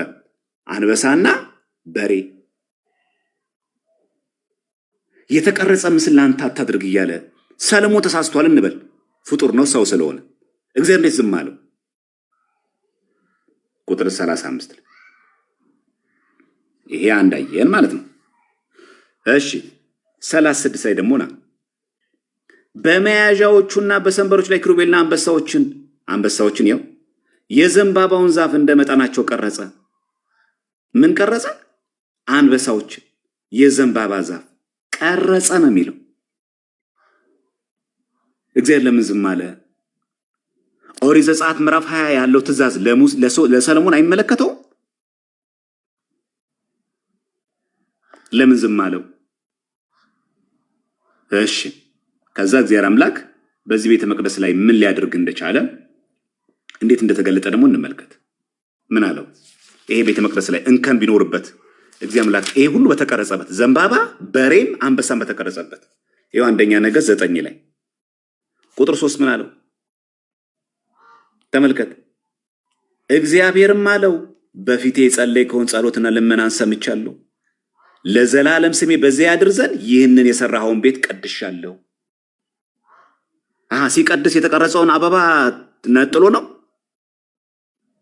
ሲቀድሰው መቅደሱን የተቀረጸውን አንበሳ መጥቶ ነው? ነጥሎት ነው? ሰብሮት ነው? እግዚአብሔር አምላክ ገንጥሎት ነው? ሲቀድስ የተቀረጸውን የፈነዳ አበባና የተቀረጸውን በሬስ ምን አደረገው? እግዚአብሔር የሰራኸውን ቤት ቀድሼዋለሁ አለ። ዓይኖቼና ልቤም በዘመኔ ሁሉ በዚያ ይሆናሉ። ሲቀድሰው ያንን ቤት የተቀረጸውን አበባ ምን አደረገው? እግዚአብሔር አምላክ የፈነዳውን አበባ ምን አደረገው? ዘንባባው ምን አደረገው? እግዚአብሔር ሲቀድሰው እኮ መቅደሱን ሲቀድስ ኪሩቤልና ታቦቱን ብቻ ነው እንጂ ግድግዳውን ነው እንጂ የበሬውንና የአንበሳ የፈነዳ አበባ ዘንባባውን ሁሉ ቆርጦ ነው። ይሄ እንዴት ይደረጋል? ቅርጽ ነው ይሄ እንግዲህ። እሺ ስዕልም የተወገዘ ከሆነ እንዲህ ብሎ ነው ይሳላል። ይሄው እዚህ የትንቢተ ሕዝቅኤል በላይ በሰማይ በታች በምድር ምስል አታድርግ ቢለው ኦሪት ላይ የሚገኝ ብሉይ ኪዳን ላይ የሚገኝ ብሉይ ኪዳን ላይ ሕዝቅኤል ላይ 4:1 ተመልከት። አንተም የሰው ልጅ ሆይ ጡብን ወስደህ በፊትህ አኑራት፣ የኢየሩሳሌምን ከተማ ስዕል ሳልባት። ለምን? ኢየሩሳሌም እኮ ከተማ ናት፣ ሰው አይደለችም እኮ። ኃጥእና ጻድቅ ክፉና ደግ ያለባት ከተማ ናት። ልክ አዲስ አበባ ከተማ እንደሆነች ሁሉም ደግ አይደለም፣ ሁሉም ክፉ አይደለም። ኢትዮጵያን ሁሉ የውጭ ሀገር ዜጎች የሚኖሩባት ናት። የኢየሩሳሌምን ከተማ ምን ስዕል ሳልባት። አዛዡ እኮ እግዚአብሔር ነው። ስዕል ጣዖት ከሆነ በላይ በሰማይ በታች ምድር ማናቸው ማድረግ ለምን ስዕል ሳሉ ይላል እግዚአብሔር አምላክ። ጊዜ ያሁን ደግሞ የኢየሩሳሌምን ከተማ አትናገር አትጋገር። ስለዚህ ስዕል ከመነሻው ጣዖት ከሆነ ለምን ይሄ እኮ ስዕል ነው እንጂ የእግዚአብሔር ክብር ተገለጠበት ማለት አይደለም ደግሞ እንዳንል ቀደም የጠቀስኩት ምን አለ እዚህ ትንቢተ ሕዝቅኤል 10 ላይ ቁጥር 6 ላይ ምን ይላል? ቁጥር 4 ላይ የእግዚአብሔርም ክብር ከኪሩቤል ላይ ወጥቶ በመድረክ ላይ ቆመ ይላል። ቅድም የሰሎሞን ቤተ መቅደስ ምን ነበረበት? ኪሩቤል የፈነዳ አበባ አልነበረበት? የእግዚአብሔር ክብር ከምን ወጣ? ከኪሩቤል። ለምን ይወጣል ኪሩቤል? ራሱ አይገለጥም ብቻውን? ለምን በተቀረጸው ምስል ላይ በኪሩቤል ላይ ለምን ይገለጣል? እግዚአብሔር እንደውም የሚለው እኮ የእግዚአብሔርም ክብር ነው የሚለው። ገዳል ወይ ነው ለስዕሉ። ቆይ ልመጣ ነው ወደዛ ልመጣ ነው። የእግዚአብሔርን ክብር ከኪሩቤል ላይ ወጥቶ ይላል። አሁን ጥያቄ ልጠይቅህ፣ ባክ ኤንድ ፎርዝ ነው ለአንተ የሚሻለው። አይ ቲንክ ማናቸውም የተቀረጸ ምስል ለአንተ አታድርግ የሚለው እንስሳቶችን፣ ዛፎችን፣ ወፎችን ሁሉ የሚመለከት ነው አይደል? ሲሳይ መልስልኝ። ሁሉንም ጥሩ። ለምን አንበሳና ለምን ሰለሞን ለምን ቀረጸ? እግዚአብሔር ትእዛዝ የተፈጸሙና እግዚአብሔር ያዘዘውንማ እኮ እግዚአብሔር ምክንያት አለው። በአሁን ሰዓት ግን በደሙ ተሸፍነ ስዕል አልቀበልም ነው የኔ አባባል። የቱ ጋር ያዘዘው? በእግዚአብሔር ትእዛዝ የተሳሉ ስዕሎች ካሉ ነው ማለት። የት አለ የታዘዘው? ሰለሞን ቆይ ወደ ስዕሉ ለምሳሌ ሙሴ ሰለሞን ለምሳሌ አሁን የሙሴ እግዚአብሔር ትእዛዝ ነው። የሰለሞንስ? እግዚአብሔር ያላዘዘውን አልቀበልም። የሰለሞንስ? እንዴ የሰለሞንስ ቢሆን ታዲያ መጽሐፍ ቅዱስ ላይ ፈረንጅ ጨምሮ ቢሆንስ እግዚአብሔር ካላዘዘን ያልቀበል። ኦኬ አሁን የሰለሞን ፈረንጅ ጨምሮበት ነው። በቃ እግዚአብሔር ያላዘዘውን ነገር የታለ ያዘዘው? እግዚአብሔር አምላክ አልታዘዘም ነው። የታለ እኮ ሰለሞን የሰራው ይሄን ኬት ይሄ መጽሐፍ